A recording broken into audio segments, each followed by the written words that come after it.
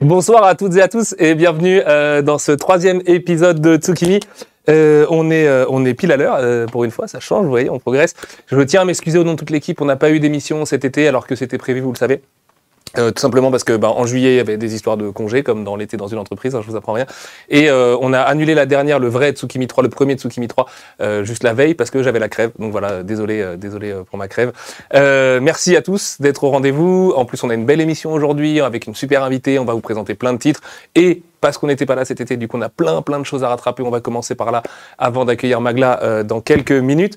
J'ai la régie qui va me tuer si je le dis pas, donc il faut que vous vous abonniez à la chaîne de Papercule Studio. Je ne sais pas à quoi ça sert, mais c'est important, donc faites-le s'il vous plaît, ou en tout cas follow ou un truc. C'est pas la même chose sur Twitch, mais bon voilà, je vous fais confiance pour vous abonner là-dessus. On a plein de sujets, on va parler de plein de choses. Surtout n'hésitez pas à poser vos questions dans le chat comme d'habitude, puisque on est là pour y répondre, hein, tout simplement.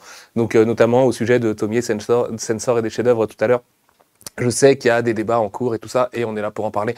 Donc on en parlera si vous voulez en parler avec grand plaisir. Je remercie aussi toute l'équipe en régie qui est là, qui me fait des grands coucous et qui vous salue aussi. C'est un peu le stress de reprendre à la rentrée, mais voilà, on a plein de belles choses à vous présenter. Donc c'est parti tout de suite, on va enchaîner avec Mikazuki, jingle.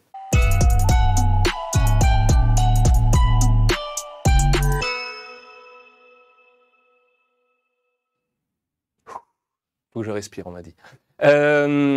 Mikazuki, on va commencer avec un des lancements les plus importants de l'histoire de Mangetsu, peut-être.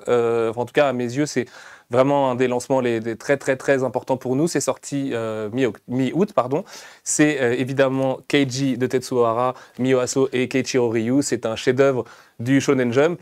C'est le premier bouquin qui est de la collection Tetsuo Hara, qui va en accueillir un nouveau très bientôt, et je crois qu'on en reparle un petit peu aujourd'hui, mais surtout beaucoup le mois prochain avec une émission consacrée. Premier leak, hop, c'est parti. Si vous l'achetez chez votre libraire, normalement vous avez des jolis marque-pages avec, ils sont vraiment très beaux, hein, ils sont bien épais et tout en plus, enfin voilà, ils sont très cool, et c'est grâce à notre cher Soso qui est parti depuis, mais qu'on a pu faire ces très beaux marque-pages qui nous ont donné l'idée de créer la collection Mangetsu Tetsuo Hara. Donc je lui devais, pardon, de lui rendre hommage. On a une petite surprise pour Keiji. Alors je crois qu'elle est sortie sur les réseaux si je dis pas de bêtises, mais on a réalisé un très beau trailer pour fêter la sortie de ce premier Tetsuo Hara, et il est là tout de suite.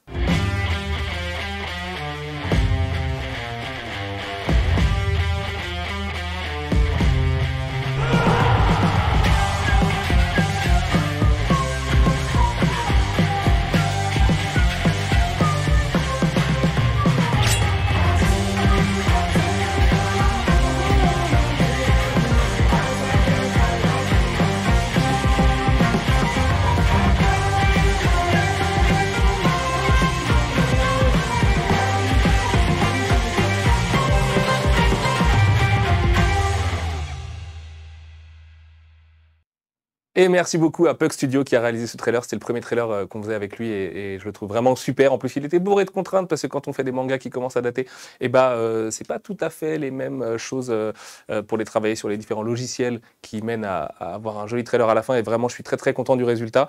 En plus de ça, on me glisse que dans le chat, vous avez l'air assez ravis de la sortie de Keiji, donc c'est super rassurant parce que c'est un pan entier de la collection, de Mangetsu au global, hein, Tetsuo Hara, vous le savez, et que c'est une série qui était sortie il y a 15-20 ans maintenant, ça ne nous rajeunit pas, chez Saka, qu'il y a, je pense, une sorte d'a priori sur Tetsuo Hara en France, du fait que ce serait du manga de gros bourrins avec des mecs qui se mettent tous des patates de l'espace avec des coups spéciaux et tout ça.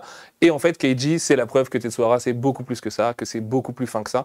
Et ça nous plonge du coup en pleine ère Edo, en plein chaos de l'ère Edo, où notre héros Keiji Maeda a lui choisi de ne pas céder au chaos, malgré le fait qu'il soit le samouraï le plus balèze de tout le Japon, puisque c'est un kabukimono, et que les kabukimono, ils préfèrent dédier leur vie en gros au plaisir. Donc les plaisirs, ça va être les femmes, le vin, la bonne bouffe, la musique, la danse, la fête aussi beaucoup, et que du coup ça crée tout de suite un personnage super original, qui en plus puise sur une vraie figure réelle et tout ça, et parce que oui, on l'a pas dit, mais Keiji c'est adapté de romans au départ.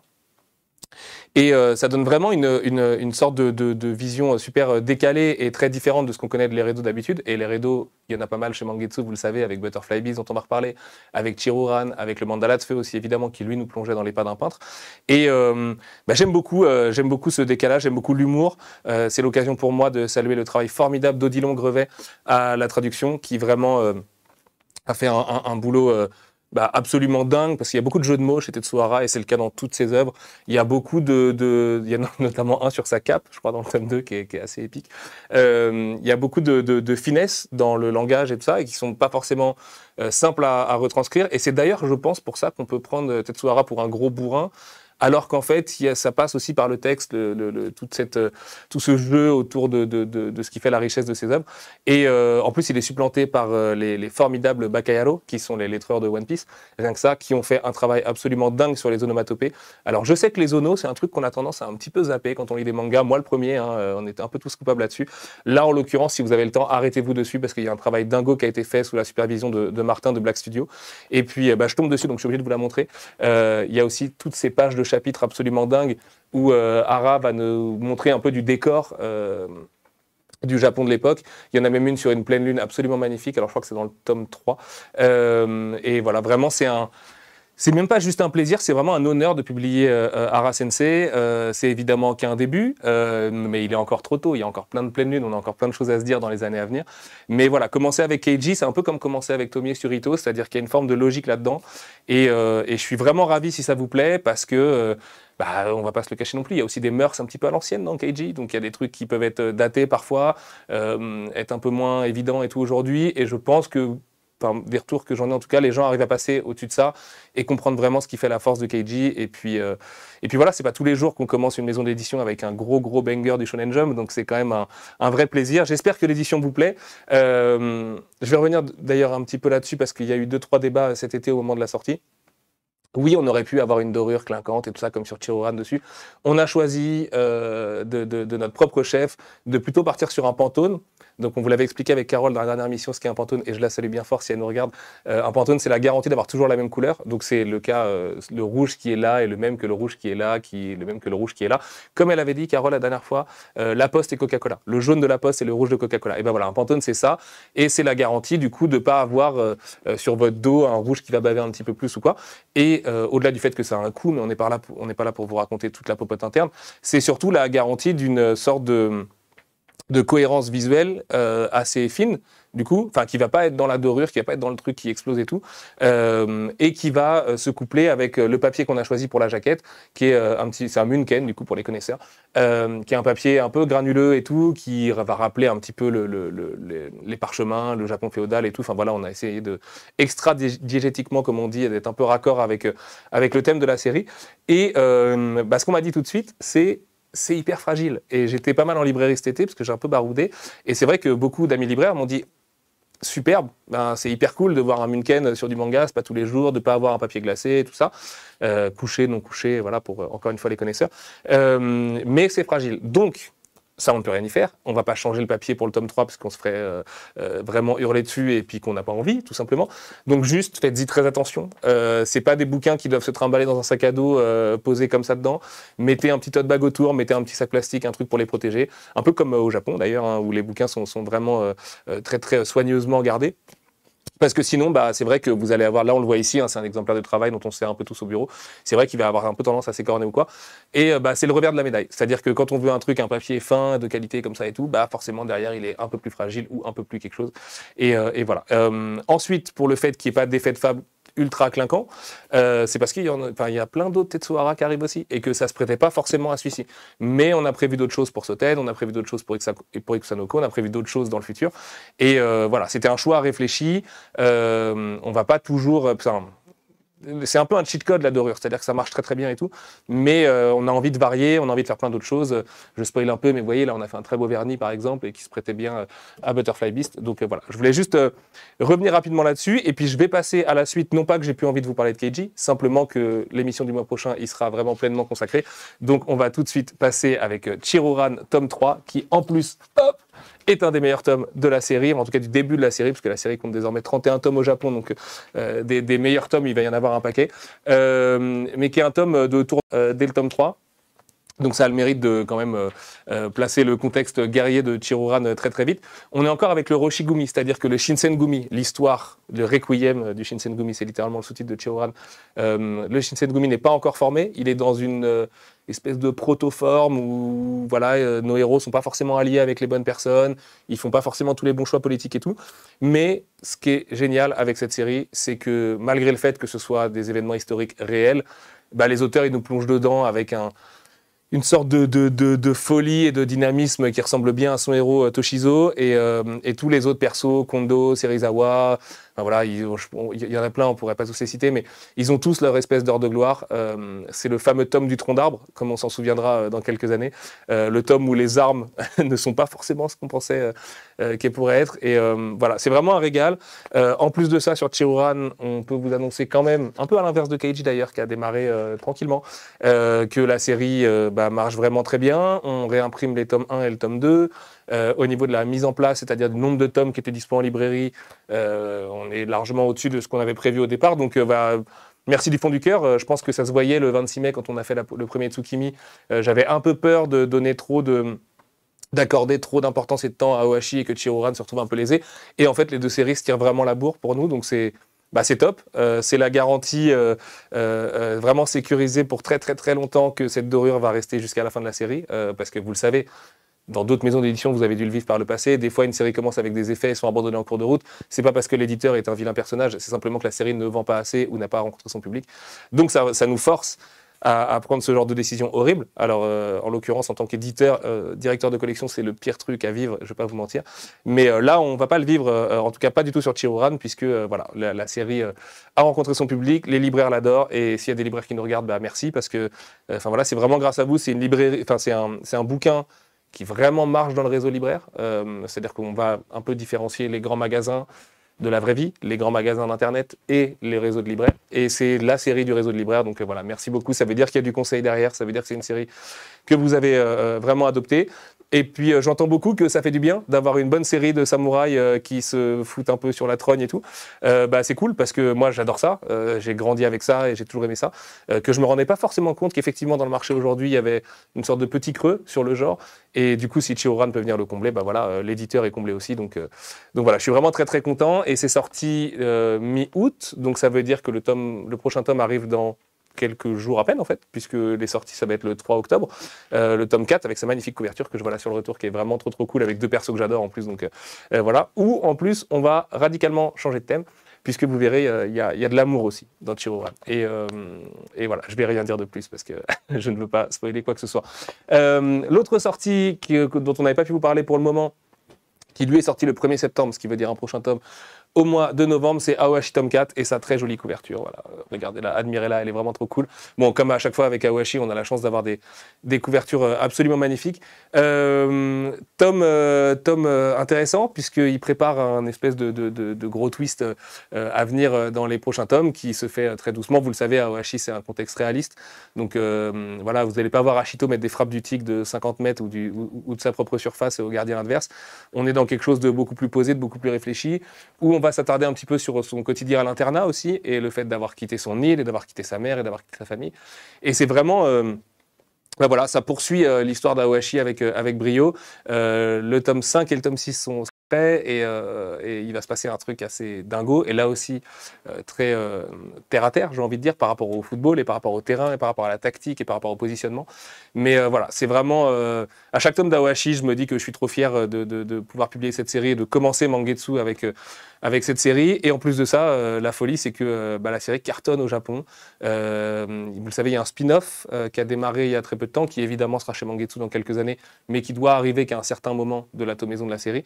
Et le spin-off et le tome 25, qui sont les deux dernières sorties d'Aohashi du coup au Japon, se sont toutes les deux hissées dans le top 10 Oricon, donc le top 10 des meilleures ventes de manga tout court. Donc à côté de trucs qui s'appellent One Piece, Demon Slayer, Jujutsu Kaisen, enfin voilà, les ultra grosses séries.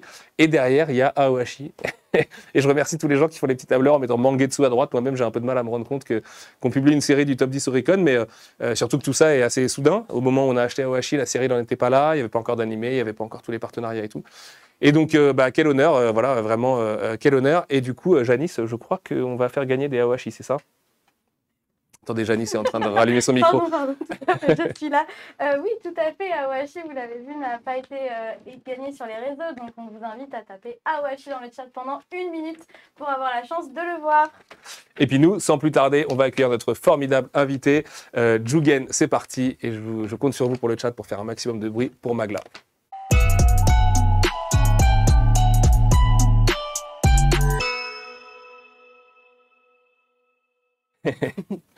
Bonjour Magla. Bonjour, ça va? Bienvenue. Ouais, Merci. ça va, ça va. Bienvenue chez Mangetsu, ça fait super plaisir de t'avoir, puisque on peut le dire aux gens, ça fait un moment qu'on essaye de t'avoir dans l'émission et que tu es très occupé.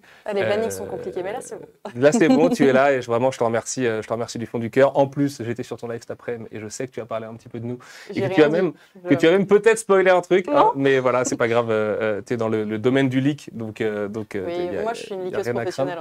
Hein. Et ouais, c'est vrai, bon, bah, on s'est bien trouvé alors, parce qu'avec Mangetsu, tu verras du leak, il y en a pas mal.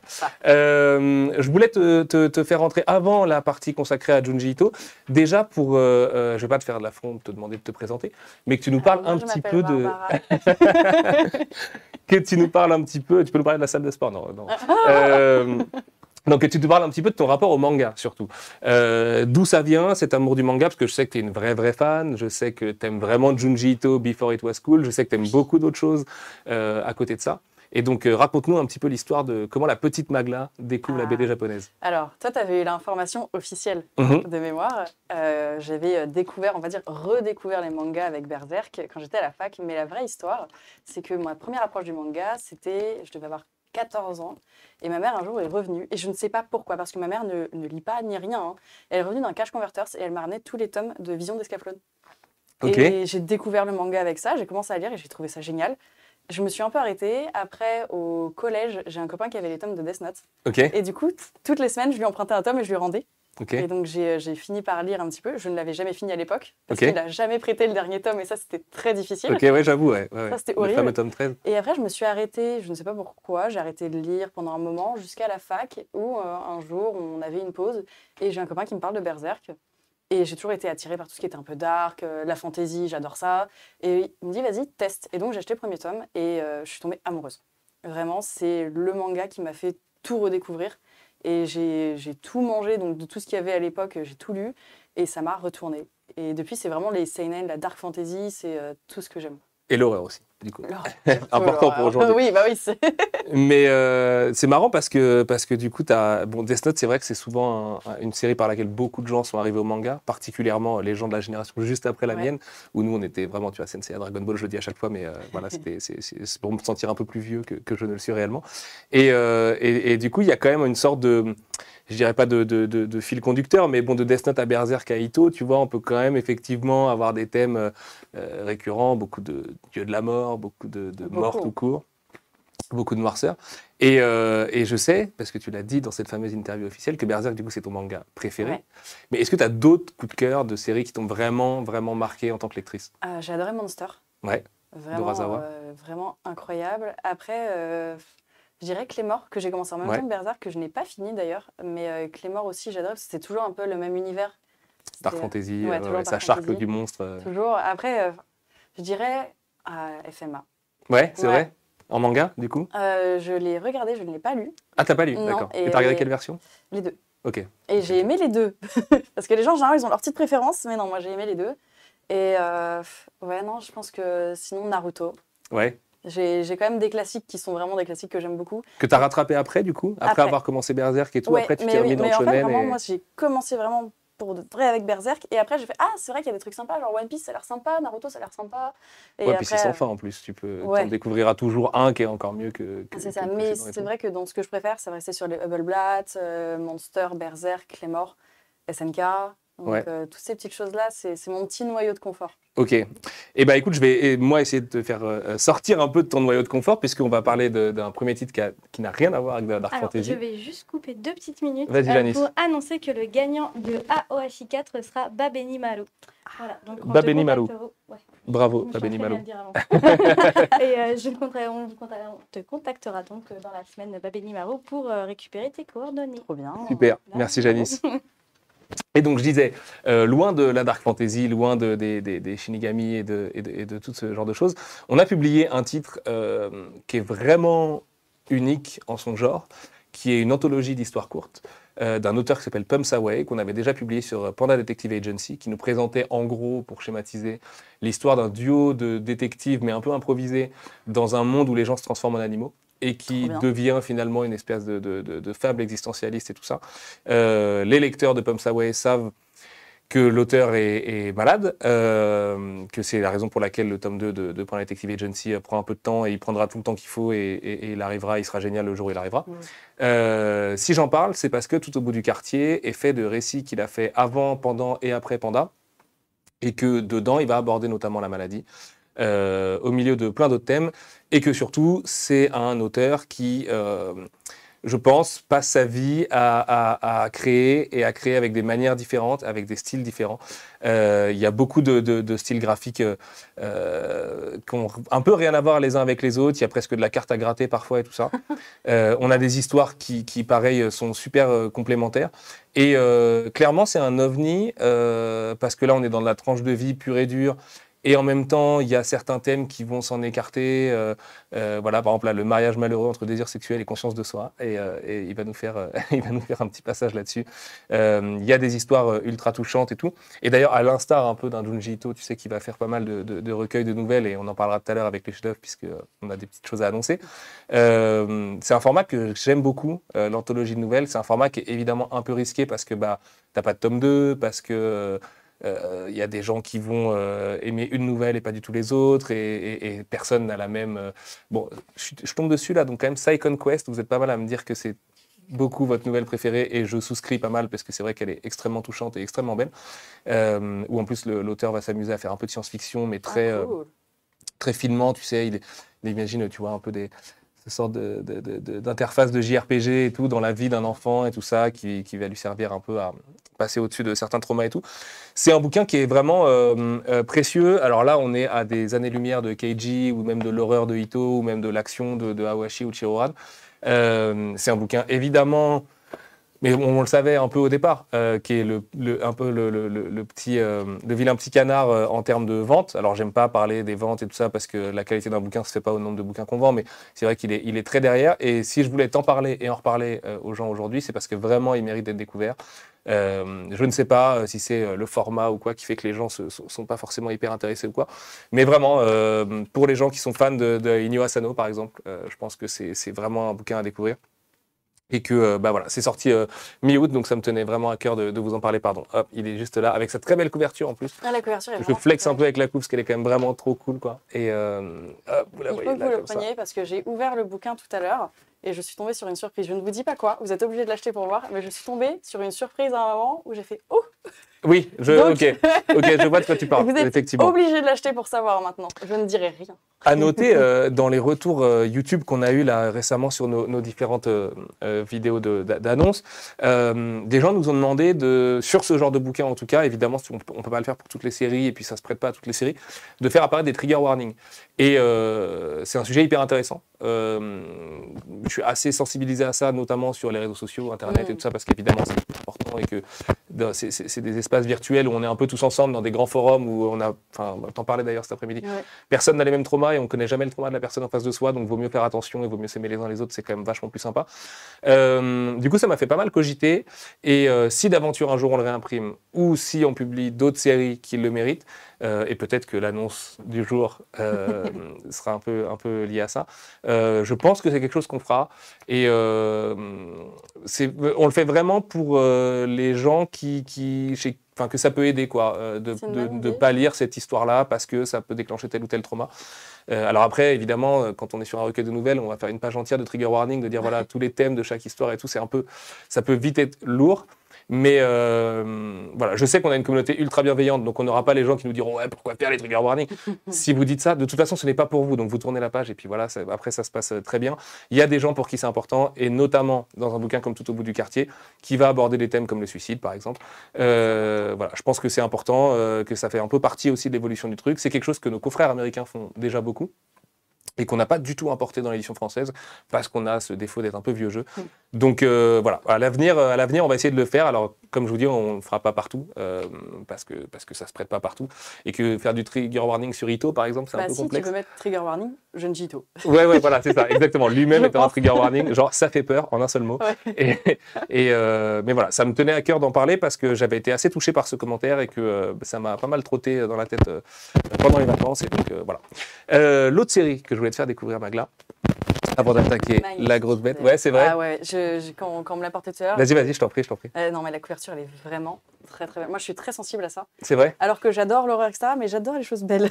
Je suis content magnifique. parce que, en gros, je vais te refaire un petit peu l'histoire de Butterfly Beast. Je t'écoute. Et donc de comment on est un peu tombé sur cette merveille avérée, puisque, avant de parler de l'histoire du truc, Butterfly Beast est sorti le 1er septembre. Donc on est aujourd'hui le 21 septembre, c'est l'automne d'ailleurs.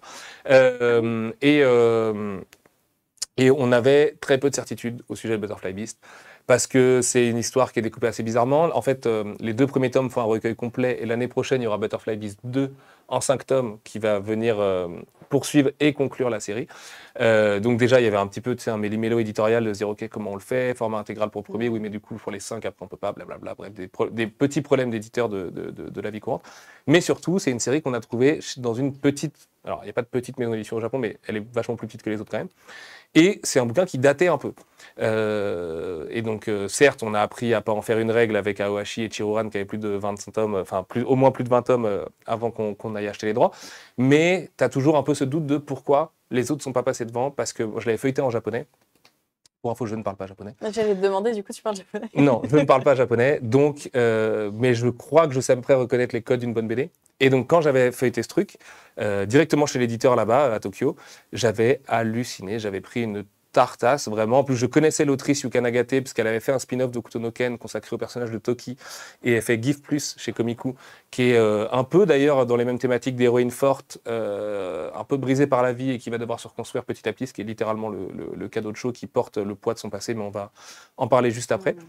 Et je me dis, mais attends, il y a du Yuka Nagate, elle est publiée en français, c'est dispo, pourquoi les autres y vont pas et tout ça. Et là, en rentrant, en me faisant traduire l'histoire et tout, je découvre qu'effectivement, c'est le quotidien d'une prostituée, enfin d'une femme de plaisir, on appelait ça comme ça à l'époque, dans le quartier de Yoshiwara, qui était le quartier à Tokyo où il y avait en gros toutes les femmes de plaisir. Et un quartier très très codifié, puisque c'était pas tel qu'on peut l'imaginer aujourd'hui en Occident, dans certains quartiers, c'est pas le quartier rouge, quoi. Ouais. Il y a vraiment une sorte de mafia locale, et en même temps, il y a des codes à respecter, les hommes qui font là-bas, ils peuvent pas faire ce qu'ils veulent et tout. Et je me dis, ouh, attention, risque de nudité, risque de scène de sexe trop prononcée, voilà, on va direct être dans du plus 18 et tout. Et en fait, évidemment, en feuilletant, je me rends compte que jamais elle est nue, en tout cas, il n'y a jamais rien qui est suggéré, il n'y a pas de téton, il n'y a rien, enfin, tu vois, c'est vraiment toujours... c'est justement toujours suggéré, c'est un peu hors cadre aussi. Et qu'en fait, surtout, c'est une excellente histoire d'action qui nous raconte le double destin, la double vie de ce personnage qui s'appelle Ocho le jour, et Kocho la nuit. Et donc, elle est femme de plaisir le jour, comme je l'ai dit, mais la nuit, elle est shinobi.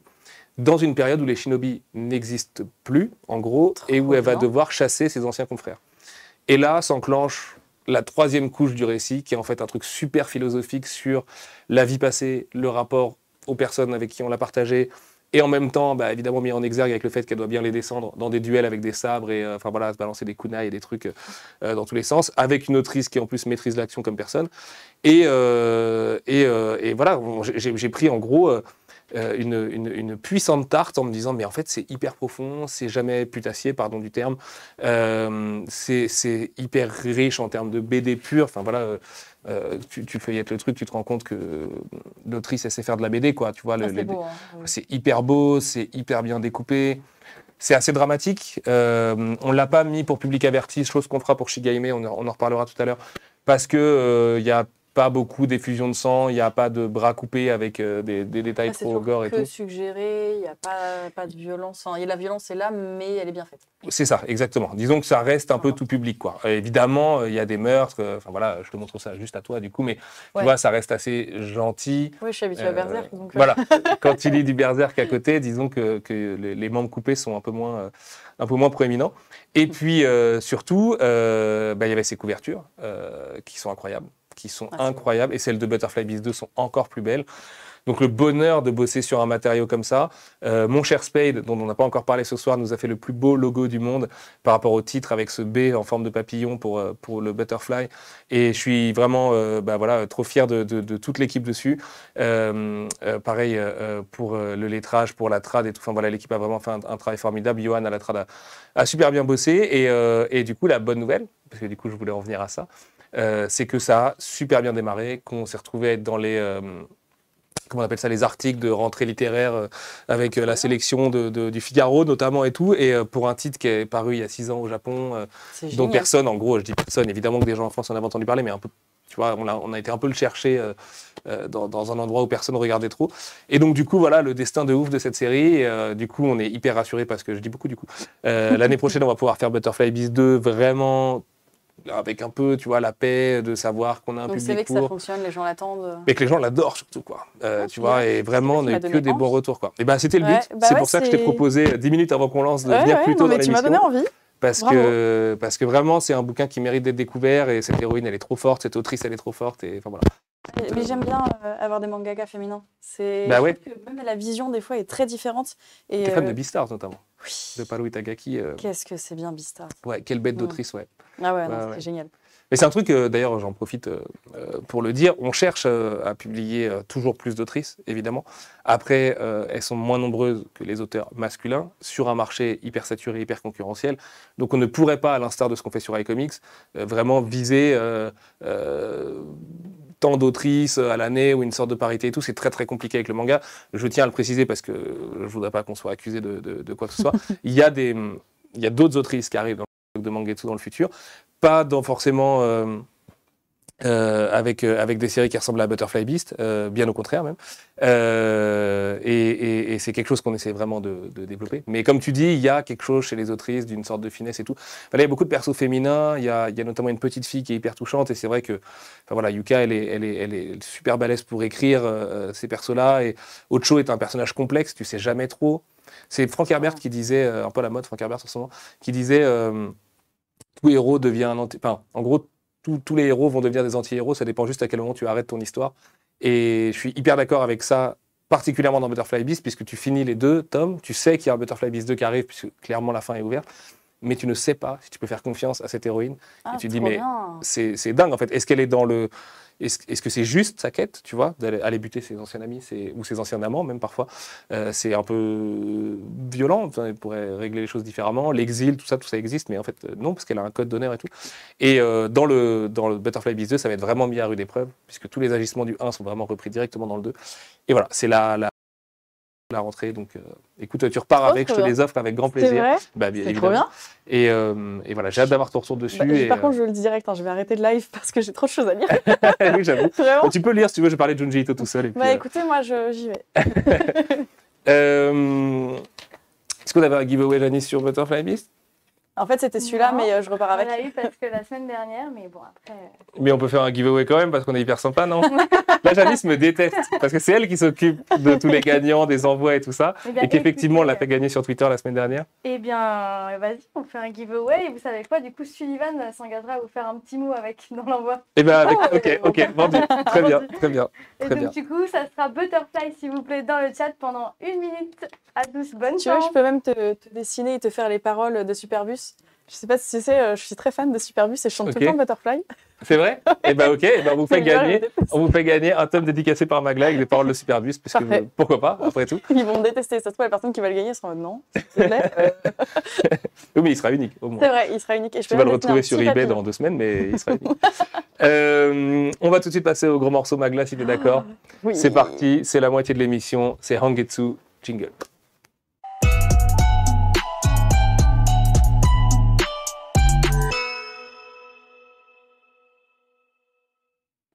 Magla, tu es venu pour parler du maître de l'horreur. Et pourquoi tu es venu pour parler du maître de l'horreur? Déjà parce qu'on a une belle annonce à faire. Alors les gens qui étaient sur son live tout à l'heure sont déjà au courant, mais on va quand même la faire dans les règles de l'art tout à l'heure quand on y viendra. Pourquoi j'ai vraiment tenu à t'inviter sur Ito, à la fois dans l'émission et aussi dans les livres? C'est parce que l'année dernière, au moment où j'étais dans mon espèce de tunnel de travail de préparation de Mangetsu et qu'on était vraiment en train de récupérer tous les droits d'Ito et de te dire ok, lequel on fait en premier, lequel en deuxième, on en a combien, on en a 25, ok, alors telle année 2024, lesquels on fait et tout ça. J'ai tout ruiné. Non, pas du tout, pas du tout. Qu'est-ce qu'on met dans les bouquins? Tu t'es retrouvé en interview avec notre cher collègue de Delcourt Tonkam Oui. à parler de Junji Ito, puisque tu t'es un peu fait la voix d'Internet, du coup, qui réclamait le retour de Junji Ito, à un moment où c'est vrai que la hype Ito n'était pas aussi forte qu'aujourd'hui, puisque les États-Unis étaient en redécouverte de l'auteur et pas encore dans l'espèce de buzz énorme aujourd'hui. Et ça m'avait beaucoup touché, parce que Ito, c'était un peu un secret bien gardé des fans de manga. Enfin, quand je dis les fans de manga, c'est évidemment tout le monde est fan de manga ici, mais C'est en très tout cas, niche. Hein. c'était niche, Ouais. et pareil, encore une fois, d'une génération qui était là un peu il y a 10 ans, quand Tonkam a lancé l'auteur en France. Enfin, même il y a 15 ans maintenant, parce que je crois que ça remonte à, voire même plus que ça. Attends, ça fait presque Tu 20 ne ans. vieillis là. Au secours.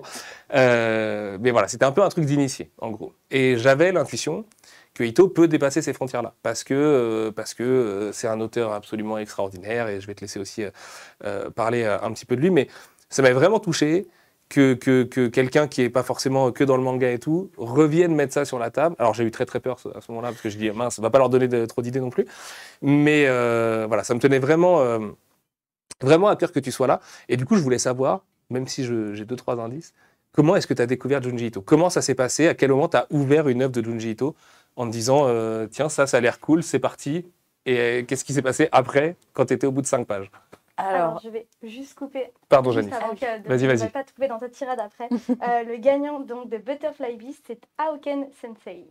Bravo Aoken Bravo, Sensei, toi. tu as gagné un D'avoir un Butterfly Beast avec des paroles de incroyable. Superbus. Exactement. Si tu veux pas les paroles, tu le dis. Hein. Vraiment. Le pauvre. Alors, du coup, Junji Ito, moi, j'ai découvert sur le tard. J'ai Mhm. découvert il y a 2-3 ans. C'était Ok. vraiment sur le tard. Et pourtant, moi, je suis une très grosse fan de tout le cinéma d'horreur, tout ce qui est Giger, etc. Enfin, c'est vraiment ma cam. Oui, parce que faut le dire, tu animes notamment une émission qui s'appelle Frisson, Oui, c'est avec ça. Feldup et notre cher Al 236, à qui je Exactement. fais des gros bisous, dans lequel tu parles de cinéma d'horreur et de l'horreur un peu sous toutes ses formes en fait. C'est ça, oui. Tout ce qui va avoir attrait à l'horreur, les légendes urbaines, tueurs en série et même les œuvres littéraires. Du coup, Junji Ito aura très certainement sa place dedans. C'est obligatoire. Et du coup, j'ai découvert parce que sur Twitter, un jour, et je crois que c'est Alt qui l'avait retweeté, c'était un animé sur Spiral qui allait ressortir. Oui, c'était le tout premier teaser de Spiral. Ouais, c'est ça, le premier teaser de Spiral, donc c'était il y a même pas 2 ans, c'était vraiment il y a peu de temps. Et en fait, je suis tombée sur ce teaser et ça m'a happée. Vraiment comme la spirale qui t'hypnotise, ça m'a happée. Je me suis dit, mais qu'est-ce que c'est que ça? Comment je n'ai pas pu connaître cette œuvre? Du coup, j'en ai parlé à des amis, je dis, mais tu connais Spiral? Et personne m'a dit, enfin tout le monde m'a dit, non, je connais pas, c'est quoi? Donc j'ai cherché un peu et j'ai trouvé absolument aucune édition française. Et C'était voilà, le problème effectivement il y a encore à peu de temps. 300-400 euros le tome. Je te confirme. C'était Je te très très confirme, cher ouais. et j'étais hallucinée et du coup je me dis bon bah je parle anglais, je vais acheter le tome en anglais, je veux absolument, je sais pas pourquoi, ça m'a et c'est très marrant quand je regarde du coup maintenant les œuvres de Junji Ito, c'est comme si ça m'avait happé, comme Mhm. si il fallait que je l'achète en fait. Particulièrement Spiral, ouais. Ouais. Qui a un vrai côté tellement fou. Est-ce que tu peux présenter Spiral, tiens? Alors Spiral, oh, comment présenter Spiral? Vous allez être dans un village où un jour des spirales vont apparaître aux yeux de tout le monde. Et les gens vont phaser dessus jusqu'à ce qu'ils voient des spirales partout. Et ils vont être obnubilés par cette spirale. Et on ne sait pas pourquoi. Et c'est comme ça arrive du jour au lendemain. Et tu vas suivre donc les aventures de ce village qui va être, je dirais, hypnotisé par la spirale qui va être dans tout votre environnement. Le tympan est en spirale, dans les fleurs il y aura des spirales. Sachant Et que c'est en fait, tu as l'air tout crescendo le en temps. plus, parce qu'au C'est début c'est crescendo. vraiment dans le détail, c'est genre il y a un escargot, machin, il y a Ouais. une petite spirale, et petit à petit la spirale va vraiment, c'est un entonnoir inversé quoi, C'est ça. va vraiment se répandre partout quoi. Et le problème, c'est que ça fait même un parallèle avec la vie parce qu'après avoir lu Spirale, tu vois des spirales partout. Non mais c'est clair, c'est clair. C'est terrible. Même encore aujourd'hui. Tous les gens qui ont lu Uzumaki, parce que du coup c'est comme ça que d'ailleurs Ouais. que les Américains l'ont appelé, c'est son nom en VO. D'ailleurs, vous comprenez maintenant pourquoi Naruto Uzumaki fait une attaque en forme de spirale, n'est-ce pas? Mais c'est vrai que tous les gens qui l'ont lu après sont complètement matrixés par la figure de la spirale dans la vie. Tu peux plus en voir une seule sans penser à Tu Ito. penses à Ito obligatoirement et même tout ce que je vais acheter, même j'ai envie de me faire tatouer une spirale. Enfin, c'est C'est vrai? la spirale et ça me fait peur du coup par rapport à ce qui se passe dans le livre parce que je me dis peut-être que je vais finir comme ça aussi. Ouais, c'est clair. Bah, On dit surtout pas vu la fin du bouquin, effectivement, Ah ouais. ça va vraiment très très loin dans Spiral. Ouais, quoi. ouais, c'est une c'est- anthologie de 600 pages environ et un peu sur le même modèle que Tomier, avec des chapitres qui vont s'additionner les uns aux autres sans forcément avoir tout de suite des rapports les uns entre eux, Ouais. enfin les uns avec les autres. Et puis après, à la fin, il y a cette espèce de grande logique et de grande spirale Ah, et d'horreur c'est- cosmique. Et... Incroyable, mais tu ne comprends pas, mais c'est normal. C'est spirale et même si c'est Junji Ito, si tu comprends tout du premier coup, c'est que t'es clairvoyant ou omniscient, j'en sais rien. Ouais, complètement. Et ce qui est fou avec Spiral, et d'ailleurs, c'est un des thèmes, parce que je pense, sincèrement, ça me fait un peu mal de le dire, mais bon, c'est un peu la vérité. Spiral reste sa plus grande œuvre et sera à jamais sa plus grande œuvre. Et il l'égalera peut-être pas parce que c'est vraiment trop. Enfin voilà, Spiral, c'est un des plus grands mangas de tous les temps, tout court, à mes yeux en tout cas. Pareil, peut-être pas à mettre dans toutes les mains, ou en tout cas pas les plus jeunes, mais quand on grandit, c'est important de découvrir Spiral. Trigger warning, Junji Ito. Ouais, voilà, trigger warning, Junji Ito. Mais c'est qu'avec Spiral, en plus, il y a toute cette figure mathématique de la suite de Fibonacci, du nombre d'or et tout ça, et qui va vraiment réussir à adapter en manga avec tout ce que ça comporte de narration séquentielle, quoi, de BD pure et de découpage et tout. Et c'est pas juste coller des spirales partout pour coller des spirales partout. Il va vraiment emmener, mais un peu aussi à l'instar de Tomier et de la folie croissante de Tomier sur les années, il va vraiment emmener le lecteur avec lui jusqu'à ce que le lecteur perde totalement pied. Et le tout dans un espèce de final complètement dément et tout. Ah, c'est ça. Mais en fait, t'as l'impression d'être si petit quand tu lis Spiral. C'est très bizarre. En fait, l'impression que tu lis, je trouve, je sais pas si tu es d'accord avec moi, quand tu lis du Ito, tu te sens dans un autre monde, en fait. Tu n'as pas l'impression de lire une œuvre, un manga que tu vas lire habituellement. Complètement, ouais. Et ça ne me fait même pas cette impression-là avec Berserk. En fait, Ito, il a vraiment une particularité quand tu le lis. Déjà, je ne peux pas lire autre chose quand je lis Ito. Je dois finir le manga, absolument. Sinon, déjà, tu es perdu. Et tu es dans une immensité. En fait, tu as l'impression d'être dans la folie créatrice de Ito. Ouais, complètement. Et complètement. Tu sais qu'il a pris dans sa tête et il les a mis comme ça sur le livre et il faut que tu le suives. Et Tomier, j'ai aussi cette impression aussi. Bon, bah, t'as trouvé quoi écrire alors. Ouais, c'est bon. Mais je suis super d'accord avec toi là-dessus. Et effectivement, c'est un constat qu'on fait beaucoup avec tous les gens qu'on peut inviter justement sur les préfaces ou tous les gens avec qui on peut parler d'Ito. Cette espèce de témoignage en fait. Lui, il témoigne d'un truc et nous, en tant que lecteurs, on témoigne de ce témoignage aussi. Et il y a vraiment une espèce de passation de l'idée horrifique et tout. Et d'ailleurs, je ne pourrais que encourager les gens qui n'ont pas encore découvert les œuvres de Junji Ito chez nous ou chez Tonkam. Bon, après ça, c'est que chez nous, mais d'aller lire les analyses de Moroliane, puisque vraiment en fin d'ouvrage, Moroliane explique vraiment le cheminement de l'auteur. Elle a pu l'interviewer pour les besoins de Tomier. On essaie un peu de comprendre ce qui se passe dans sa tête. Et plus ça va, plus j'ai une sorte de théorie qui fait qu'en fait, c'est un rapport à l'enfance. Et que tu sais, dans ce moment où l'enfance, où tout peut devenir effrayant, juste en tweakant un petit élément ou deux. Tu vois, alors évidemment, l'image de l'ombre sous la porte la nuit quand tu as peur du noir, c'est la base, mais tout peut devenir effrayant quand tu es petit parce qu'en plus, tu n'as pas la même échelle des choses et tout. Et en plus, Ito a ce caractère assez enfantin dans son rapport à la centaine de thèmes qu'il a abordés dans sa carrière. Et même ses personnages sont souvent très... Ils sont jamais naïfs, ils sont pas candides non plus, mais tu sais, ils ont un truc... Ils sont purs. Ils sont purs, voilà. En fait, c'est très bizarre. Quand tu lis du Ito, tu as l'impression de lire quelque chose de pur et pourtant si malsain. Exactement. C'est très particulier comme sensation et c'est pour ça que j'adore cet auteur. Ça te fait sortir de ta zone de confort et tu ne comprends pas ce que tu lis sur le coup et je trouve que tu as besoin de jours pour digérer une œuvre de Ito. Ouais, complètement. Et Tomier, je l'ai détesté au début. Ouais. Et il m'a fallu 2-3 jours pour que je me levais le matin et j'y réfléchissais. Et c'était trop bizarre. C'est vrai ? J'y pensais le matin, je me disais, mais là, ce passage-là est là, et c'est resté dans mon cerveau, et ça restait encore comme une spirale, en fait. Ça restait. Et je pense que Tomier et Spiral sont mes préférés, du coup. Ok. C'est les deux c'est un peu les deux classiques de l'auteur. Ouais. C'est vrai que, bon, tu as lu les chefs-d'œuvre, on va en reparler un petit peu après, mais moi, je suis plus de la team, les nouvelles de Ito et tout, parce que j'adore l'exercice sur 40 pages, avec une fin qui n'en est jamais vraiment une, et, tu vois. Mais c'est vrai que Tomier et Spiral sont considérés comme un peu ces deux monuments. Et d'ailleurs, tu avais découvert quelque chose entre-temps, entre Spiral et Tomier, ou tu as vraiment attaqué Tomier juste après Spiral ? Non, il m'a fallu un temps de digestion. Ouais. Ouais, j'avais...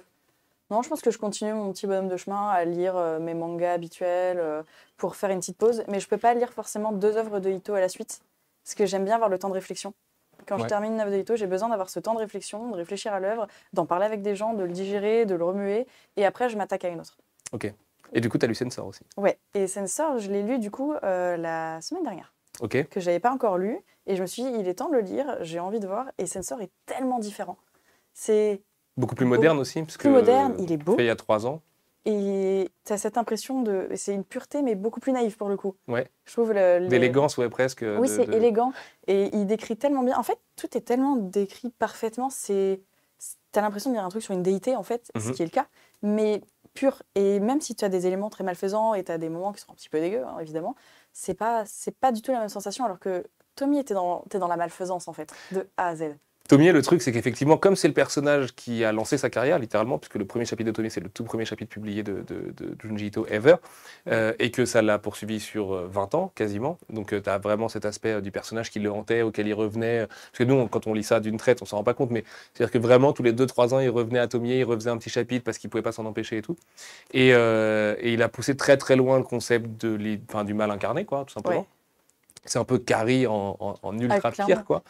Et tandis qu'avec Sensor, qui est une œuvre beaucoup plus récente, puisque Tomie s'achève en même temps qu'il termine Spiral, en gros, donc au début des années 2000, avec Sensor, ce que j'aime, et c'est aussi la raison pour laquelle on l'a publié là, c'est que justement, c'est à la fois une sorte de passage parfait entre Spiral et Tomie, parce qu'on a de l'horreur cosmique. On a un Ito plus cosmique qui va parler de divinité et tout ça, alors de manière très différente qu'avec Spiral, où il va être beaucoup plus Lovecraftien. Ouais, Et là, il va clairement. beaucoup plus parler d'un truc monothéiste et beaucoup plus catholique et lié justement à l'arrivée des Portugais au Japon qui ont amené le catholicisme là-bas et tout. Et à la fois, il y a cette héroïne Kyoko Byakuya qui encore est une belle femme, parce que vous le savez, Ito est obsédé par les belles Elles sont femmes, toutes magnifiques. qui pour lui sont le truc le plus effrayant du monde. Mais c'est vrai qu'elles sont toutes souvent très très belles, à part, on en reparlera dans les chefs-d'œuvre tout à l'heure.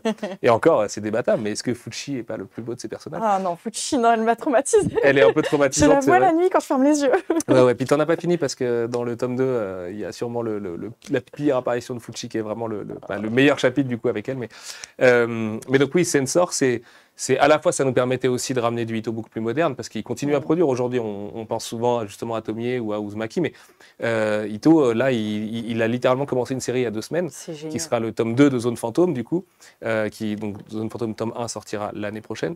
Et voilà, c'est précieux de voir l'évolution de l'auteur. Moi, j'ai adoré le fait qu'il se pose des questions sur le divin et que ce soit presque une fin heureuse, puisque comme il l'explique dans le bouquin, au début, c'était un carnet de voyage qui est parti un petit peu en cacahuète, et au fur et à mesure, il s'est rendu compte qu'il avait une histoire vaguement là-dedans, en entrelaçant les chapitres entre eux. Et à la fin, il te fait un truc qu'il n'avait jamais fait, c'est-à-dire te parler de spiritualité, Ouais. quasiment premier degré, sans beaucoup d'horreur, parce que la fin est beaucoup moins horrifique que les chapitres précédents.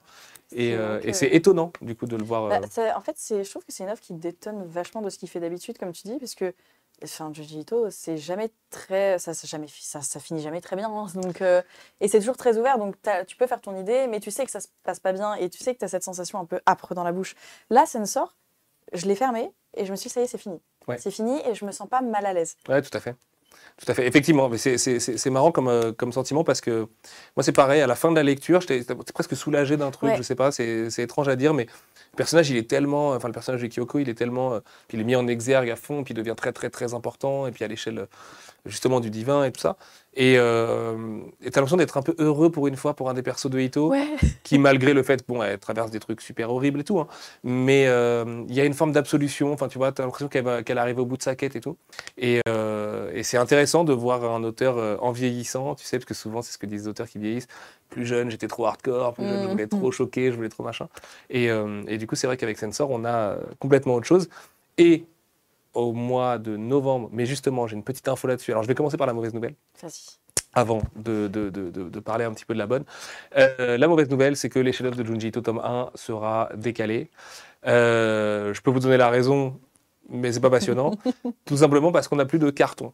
Et donc le carton, littéralement, ce qui nous sert à imprimer la couverture Ouais, et puis qui ils sont va... tellement beaux, franchement. c'est gentil. Non, mais vraiment, ça mérite le temps d'attendre parce que ce que je disais dans une bibliothèque, rien que ça, c'est vraiment des œuvres d'art. Ils sont magnifiques. Ce que je disais, c'est que dans la bibliothèque que j'ai tout décalé pour les avoir quand les gens arrivent pour les C'est voir. vrai. Et ils font partie des œuvres que je veux que les gens voient. En fait, ils sont trop beaux. Et tu les mets à côté, ils sont sublimes. Donc non, ils sont Écoute, vraiment. ça me touche énormément parce que Vraiment. on se tue à la tâche sur cette Ah, ils collecte. sont incroyables. C'est vraiment une collecte où tout est au pixel près et on essaie vraiment de réfléchir et d'inviter des gens à chaque fois dessus pour écrire. Et enfin voilà, c'est beaucoup de travail avec Black Studio, parce que du coup c'est Martin qui fait le lettrage, Anaïs qui fait la trad, et mon cher Spade qui nous fait tous les logos. Donc c'est vraiment du Black Studio Born and Raised. Et je vois chez beaucoup de gens effectivement que ça prend les belles places dans la bibliothèque. Et c'est un honneur de fou pour un éditeur évidemment de voir ses livres un peu mis en avant. D'ailleurs, on peut flex un peu dessus quand même. On a eu un petit tweet d'Hideo Kojima il y a 2 semaines qui a reçu les bouquins. Du coup, on lui a envoyé les bouquins et qui était ravi parce que du coup, vous le savez, Kojima Sensei fait la préface de Sensor. Il était hyper content de la faire et tout. En plus de ça, derrière, ça leur a déclenché un petit dialogue avec Ito Sensei sur Twitter et tout. Enfin bref, on était hyper touchés de voir ça. Et donc, pour moi, personnellement, c'est très important parce que Kojima, c'est mon idole, mais d'être un peu validé par les gens. Parce que nous, c'est un peu irréel de voir les livres, en fait. Puis on a vraiment la tête dans les problèmes. Donc, j'y reviens très, très vite, mais je profite encore un peu. Attends, je vais te couper 2 minutes, parce que puisque tu montres tellement Sensor, il y a 2 choses sur Sensor. Tout d'abord, il y a un giveaway. Il y a un petit giveaway sur Sensor. Giveaway allez, c'est parti. Hein. Donc, vous tapez Sensor dans le chat. Mais pendant qu'il y a le giveaway, on peut aussi montrer un trailer. Ah oui, on a ce très beau trailer de Sensor, carrément. carrément. Voilà. Je veux voir Donc, ça. c'est parti. Fait par Jérémy, super trailer.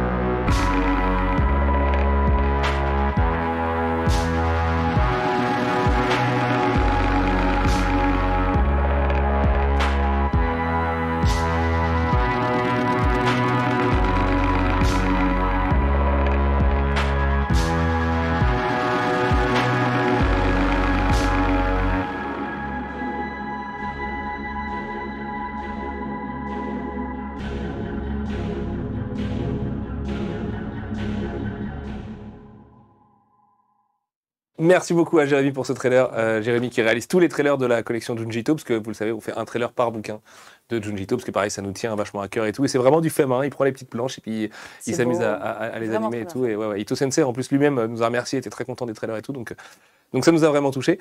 Et donc vous me disiez, la régie, il faut qu'on passe à Hangetsu si on veut parler des chefs-d'œuvre, c'est ça, mais on va commencer avec une mauvaise nouvelle alors. Écoute, soit tu termines avec la mauvaise nouvelle et on parle que de bonnes nouvelles, soit on lance un Getsu et Et ben on va faire ça, on va prendre le gagnant de Sensor. Je vais vous donner la mauvaise nouvelle tout de suite, qui est que donc, vous l'aurez compris, les Shadows de Junji Ito tome 1 sera décalé et je ne peux pas encore vous donner de date. A priori, au plus tard, on passerait du 3 novembre, la date initiale, au 8 décembre. C'est pas la fin du monde. Ça va. C'est un peu la fin du monde quand même pour moi, mais voilà. Oui, mais ça fait un joli cadeau de Noël. C'est exactement l'idée en fait, c'est qu'il ne faut pas qu'on soit plus tard parce qu'évidemment c'est peut-être un truc que vous allez vouloir offrir à des gens. Offrez ça à votre belle-mère par exemple à Noël, succès garanti. En gros, voilà, pour l'explication technique, on peut imprimer le bouquin il est fini depuis un moment, il est superbe vraiment, enfin en plus moi c'est mon préféré des 3 cette année, donc voilà, c'est avec Alt qui fait une super préface, avec Moro qui nous fait une analyse de fou à la fin, les nouvelles sont excellentes, enfin tu l'as lu Magla, tu me disais hier et t'as adoré. Vraiment, c'est un bouquin hyper important. Je pense que c'est le bouquin que les gens qui connaissent pas encore Junji Ito peuvent découvrir en premier, en fait, sans avoir à comprendre l'auteur et tout. Et voilà, donc il sera décalé. Ça fait mal au cœur, mais c'est comme ça. Et puis du coup, on va passer tout de suite aux bonnes nouvelles et vous le présenter. Hangetsu, jingle. Attends. Ah non, tu veux le Sensor? Ok, on va pas y arriver à se lancer sans Hangetsu aujourd'hui. Là. Du coup, Sensor, c'est Milio qui a gagné. Félicitations. Bravo à toi. Est-ce que tu veux une petite dédicace de Magla en mode Superbus dedans? Elle peut trouver un morceau de Superbus qui colle à Sensor. Je peux trouver quelque chose, hein, c'est sûr. Je peux te dessiner des spirales dedans si tu veux. C'est méta. C'est un peu trop méta. Hangetsu, du coup, c'est parti.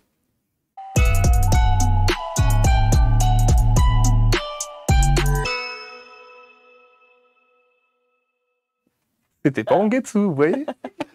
Mince, pardon, excusez-nous. Mais c'est ce qui avait marqué, non? J'ai vu. Hein. C'est sûrement ce qu'il y a de marqué sur ma feuille, mais alors, secret, je suis plus myope que le pire des myopes. Oui, j'ai vu hier sur Twitter que c'était très myope. Je me sentais un peu moins seul, parce que du coup, j'ai une feuille, mais ça me sert à rien. Je ne vois que des trucs surlignés en rouge dessus. Donc, voilà. Bref, parlons des chefs-d'œuvre, du coup, qui est la prochaine sortie de Ito Sensei. Les chefs-d'œuvre de Junji Ito, c'est donc 10 nouvelles, sélectionnées par l'auteur lui-même, qui sont donc considérées un peu comme les 10 meilleures nouvelles, mais en fait, ça marche pas vraiment comme ça, puisqu'il y a 2 tomes. Il y a aussi les chefs-d'œuvre de Junji Ito, tome 2. Et si Magla est là aujourd'hui, c'est parce que, mais certains d'entre vous le savent déjà, Magla sera notre invité pour écrire la préface du tome 2, et je suis hyper content. En plus, ce sera la première femme à écrire, du coup, une préface. Petit spoiler, petit leak, mini leak, il y aura 2 femmes l'année prochaine sur les 4 de Junji Ito. Et vraiment, je suis trop content de pouvoir t'avoir sur le bouquin et de pouvoir te faire parler à l'écrit et dans un truc qui va rester longtemps, que beaucoup de gens vont pouvoir aller à tout. Je ne vais pas te mettre la pression. Hein, mais c'est vraiment un honneur par contre, hein, vraiment. C'est vrai. Un énorme merci. Ah bah oui, c'est un chef-d'œuvre. Je peux écrire une préface, donc j'ai déjà commencé, mais je la raye à chaque fois et je la réécris. Ouais, non, c'est terrible. Faut se lancer. Ça a été un stress pour tout le monde, ça peut te rassurer. Ouais. Alexandre Aja m'a dit la même chose, Kojima m'a dit la même chose, Alt m'a dit la même chose. Alt m'a dit que vous en avez parlé tous les deux. On en a parlé tous les deux. Effectivement, tu stresses, moi aussi, genre. Oh non, franchement, ça se passe très bien. Je suis sûr que ça va être super. Et en plus, les Shade of Tome 2, c'est un bijou. Il y a notamment La Femme Limace dedans, qui est une des nouvelles les plus cultes de Ito Sensei. Je suis sûr que tu auras plein de trucs passionnants à dire dessus. Et vraiment, comme je le disais juste avant de lancer donc, ce mauvais jingle, je pense que les chefs-d'œuvre, c'est un peu une bibliothèque en soi dans la collection de Junji Ito, quoi. Je pense d'instinct que beaucoup de gens vont acheter que les chefs-d'œuvre tome 1 et 2 et le futur tome 3 qui arrivera plus tard, 2023 ou 2024, on hésite encore un peu, parce qu'il y a ce côté... tu découvres un peu la totalité de la folie du mec en 10 histoires qui n'ont rien à voir les unes avec les autres. Et on commence notamment par le vinyle maudit, la toute première, qui est une histoire assez dingue de musique, justement. Et c'est celui que j'ai le moins aimé. C'est vrai ? Ouais. C'est vrai ? Moi, je sais que celui-là, il me touche beaucoup. Mais c'est aussi parce que la couverture est absolument incroyable. Tu sais, avec ce mec qui a l'air d'être un espèce de fou furieux, qui est attablé derrière la nana, tu as l'impression que c'est un agresseur bizarre et tout. Ouais, et qu'en fait, ça se dévoile être autre chose avec cette fameuse mélodie des morts et tout. Douce. Et en fait, j'ai trouvé très poétique et j'ai beaucoup aimé. Et moi, j'aime bien quand il part vraiment dans l'horreur et la folie avec les ballons. Là. Je ne sais plus comment les ballons pendus, Les ballons pendus. Ouais. Celui-là, je l'ai relu 2 fois. C'est vrai ? Ouais. Est-ce que je ne m'attendais pas forcément au plot twist, sans spoil quoi que ce soit. Ouais. Et je me suis dit, c'est du génie. Vraiment, c'était du génie, mais du génie dans la folie. Moi, celui-là, il me trigger un peu. Graphiquement, d'ailleurs, c'est la page de garde du bouquin, c'est sur les ballons pendus, parce que c'est une de ces nouvelles les plus connues. Mais je sais pas, il y a un truc dans le concept même, qu'on va pas trop détailler, mais bon, il y a des ballons pendus. Ou des pendus ballons, d'ailleurs, vous pouvez inverser les mots, ça marche aussi. Ça fonctionne, tu peux tout... Et ouais, il y a un truc qui me met super mal à l'aise. Moins que l'épidémie, qui est le tout dernier sur la Grèce, là, qui lui est le truc le plus dégueulasse que Ito Sensei a jamais fait. Celui-là, j'étais en train de manger, parce que je lis quand je mange. Quelle horreur. Je l'ai mal vécu. Ah ouais. Et surtout, genre, il y a un passage avec les boutons, là. Ouais. Je me dessus, là. Ah, celui-là, il est vraiment infect. Ouais. Et ça ressemble presque pas à du Ito, d'ailleurs, ça ressemble plus à du... comment il s'appelle, Pierre, mince, j'ai perdu le nom de ce mangaka qui fait toujours des personnages avec des espèces de pustules et de la peau hyper grasse et très machin. Et ouais, celui-là, il est à 90%. Ouais, non, horrible. Ah, vraiment, mais vraiment celui-ci. Autant aimé que détesté. Ah, celui-là, là. Le rêve sans fin. Celui-là, c'est le chef-d'œuvre. Pour moi, c'est le chef-d'œuvre du tome, c'est le truc parfait. On l'a mis d'ailleurs en 4e de couverture. Alors, c'est dommage, du coup, puisqu'on n'a plus de carton, on ne pouvait pas avoir le bouquin aujourd'hui en plateau. Mais l'illustration que vous voyez sur la gauche, on l'a retravaillée et c'est ça qui est en 4e de couverture sur la jaquette. Et oui. C'est une des nouvelles les plus folles d'Ito et par son concept qu'on peut en plus très facilement transposer. Mais en fait, tu as l'impression que c'est une idée simple, qui est transposable à n'importe quel média et tout, mais il la pousse plus loin. Et il l'a tellement poussé. Et même à la fin, tu dis, c'est terminé. Il y a un moment, c'est fini. Et non, c'est encore ouvert. Et tu dis, mais il a encore pensé à aller encore plus loin. Parce que le reste sans fin, il continue aussi dans ta tête. Complètement. Mais moi, c'est ça en fait que j'ai ressenti. C'est qu'après, j'ai eu vraiment un truc qui m'a sorti du bouquin et qui est venu en moi et qui m'a dit, mais imagine un jour, un truc comme ça t'arrive. C'est une énorme peur. Tu sais, toutes les histoires de paralysie du sommeil et tout, je veux trigger personne parce que... Tu en as déjà fait ? Mais non, j'en ai jamais fait, Dieu merci. Mais j'ai des souvenirs petits d'expériences assez connexes, tu vois, d'espèces de rêves où tu as l'impression, enfin de rêves lucides, où tu n'arrives pas à te réveiller, où vraiment tu as l'impression de toquer à la porte de toi-même. Enfin bref, je passe les détails parce que je veux pas que personne fasse de cauchemar tout de suite. Mais en plus, il y a cette dimension hyper Lovecraftienne aussi, hyper cosmique et qui, tu sais, avec cette grande idée qu'on n'est jamais que des pets de fourmis à notre petite échelle et qu'un mec qui, effectivement, arriverait à voir l'infini et tout ça, qu'est-ce qu'il verrait, qu'est-ce que machin. Est-ce que tu vois vraiment l'infini ? Est-ce que tu n'es pas actuellement dans un rêve ? Parce que c'est ce que tu peux croire aussi. Au final, est-ce qu'on n'est pas dans la tête de ce gars ? Est-ce qu'on ne va pas se réveiller, on aura cette tête ? Et pour avoir fait des paralysies de sommeil pendant 3 ans. Ok. il m'a touchée parce que je me disais, mais c'est exactement ce que je ressentais. Il y a des fois où j'ai eu l'impression d'être des semaines enfermée. C'était très bizarre comme sensation. Et du coup, quand j'ai commencé à lire ça, je fais, oh non, on va pas partir dessus. Et j'ai croisé les doigts pour pas faire de paralysie après ça parce que j'y ai pensé directement. J'avoue. Mais même les dessins, ça te hante. C'est un des plus beaux en plus au niveau du dessin. Magnifique. Ça vient de. De toute façon, globalement, en fait, les chefs-d'œuvre, ça vient de sa meilleure période, qui est la période fin des années 90, début des années 2000. Alors après, c'est un peu disparate. Il y en a certaines qui sont un peu plus vieilles, d'autres un peu plus récentes, notamment l'Atomier qui est un peu moins récente que les autres. Mais c'est la période où, en termes de dessin, effectivement, il est au summum de ce qu'il sait faire. Il y a un niveau d'ancrage, un niveau de découpage et tout qui est complètement fou, quoi, vraiment. Enfin, c'est du génie pur. Et celle-ci m'a bien retourné. Frisson aussi. Ouais. Frisson est bien folle, avec cette fameuse planche que beaucoup de gens connaissent, avec l'œil du mec qui tombe derrière sa propre peau, là, qui est un peu... Il y a un nom en plus pour les gens qui ont peur là, des trous oui, exact. partout. Et je ne retrouvais pas le nom quand je le lisais. Et il m'a mis mal à l'aise. Un peu comme l'épidémie. Les deux m'ont mis mal à l'aise un peu de la même façon. Ouais. Et il est plus simple dans la narration. Voilà, ouais, c'est ça. Je ne sais plus le nom de la phobie. Mais la narration est beaucoup plus simple, le scénario est plus simple, mais il fait son effet par les visuels. Il y en a, ils font leur effet parce que la sensation, tu te mets à la place, parce que tu comprends pas ce qui se passe, ton cerveau n'a pas le temps d'analyser toutes les informations qu'Ito te donne, mais il te les donne. Il va te les envoyer comme ça, et tu fais, ok, toutes les infos que j'ai, il va falloir que je les mette ensemble, et qu'à la fin, je digère.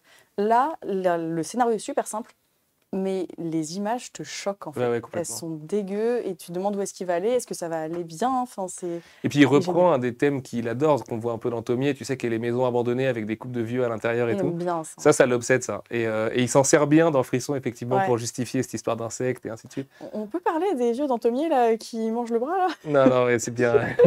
Ils sont bien tordus ceux-là aussi. Hein.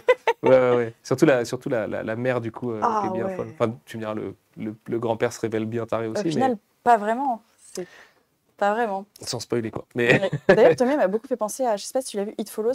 Oui, bien sûr. Et en fait, c'est pareil, c'était le surlendemain, j'ai fait, mais c'est It Follows, en fait. Ouais. Mais c'est vrai que je soupçonne David Robert Mitchell, le réal de It Follows. Mais même, tu vois, Robert Eggers ou Ari Aster, tous les réals d'horreur très modernes, là, c'est tous des fans de Ito. C'est sûr. Et voilà, on parle de préface, peut-être que, peut-être que dans le futur, certains grands réals d'horreur... Écoute, c'est pas leur délique encore parce que c'est pas tout de suite, c'est même pas en 2023. Donc, mais en tout cas, moi ça me fait vachement plaisir pour digresser un peu de voir à quel point beaucoup d'artistes connaissent le travail de Junji Ito en fait, et à quel point ça a longtemps été un secret d'artiste, tu vois, bien gardé. Et comment beaucoup de ces concepts, notamment dans ces nouvelles, moi c'est pour ça que je le préfère dans ces nouvelles, ont en fait infusé d'autres choses. Tu as des épisodes de Black Mirror qui vont vachement ressembler à certaines nouvelles de Ito. Alors, certes, Ito n'a pas l'aspect technologique, mais en tout cas, le fond du propos, tu sais que le scénariste a lu Ito, c'est sûr et certain. Et ça se retrouve pas mal. L'autre nouvelle que moi j'adore là-dedans, dont j'ai perdu le nom parce que je l'appelle toujours le centipède, c'est la fameuse... C'est pas la lignée avec... Si, c'est la lignée, exactement, c'est ça. Voilà, on a tout dit. Et ça, je ne m'attendais pas. Ouais. Celui-là, il m'a surpris. Celle-là, tu l'as découverte là en lisant, cette nouvelle-là. Ouais. Effectivement, ça fait tout le celui-là m'a vraiment surpris. Et il est dégueu aussi.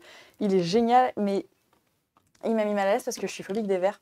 Ah oui, du coup, oui. T'es mal barré. Même si c'est pas un vers, Non, mais il y a évidemment une sorte de mille pattes. Et en fait, c'est tellement visuel que tu as l'impression de le voir, même si c'est sur du papier. La façon dont il le dessine, tu le vois arriver vers toi. Les dernières planches là, quand il te fonce dessus. Tout à fait.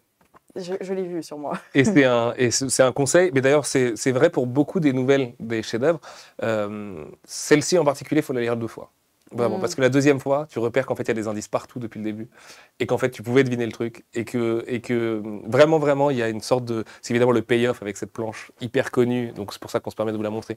Il est dingo, il est crado, il est issu d'un concept complètement fou en plus, où quand tu regardes les détails des têtes, tu vois bien qu'elles sont effectivement toutes différentes et qu'il s'est bien trituré à se dire ok, qu'est-ce que je fais comme cheveux à lui, qu'est-ce que je fais comme détail sur celui-ci et machin. De toute façon, Ito c'est le détail. Hein.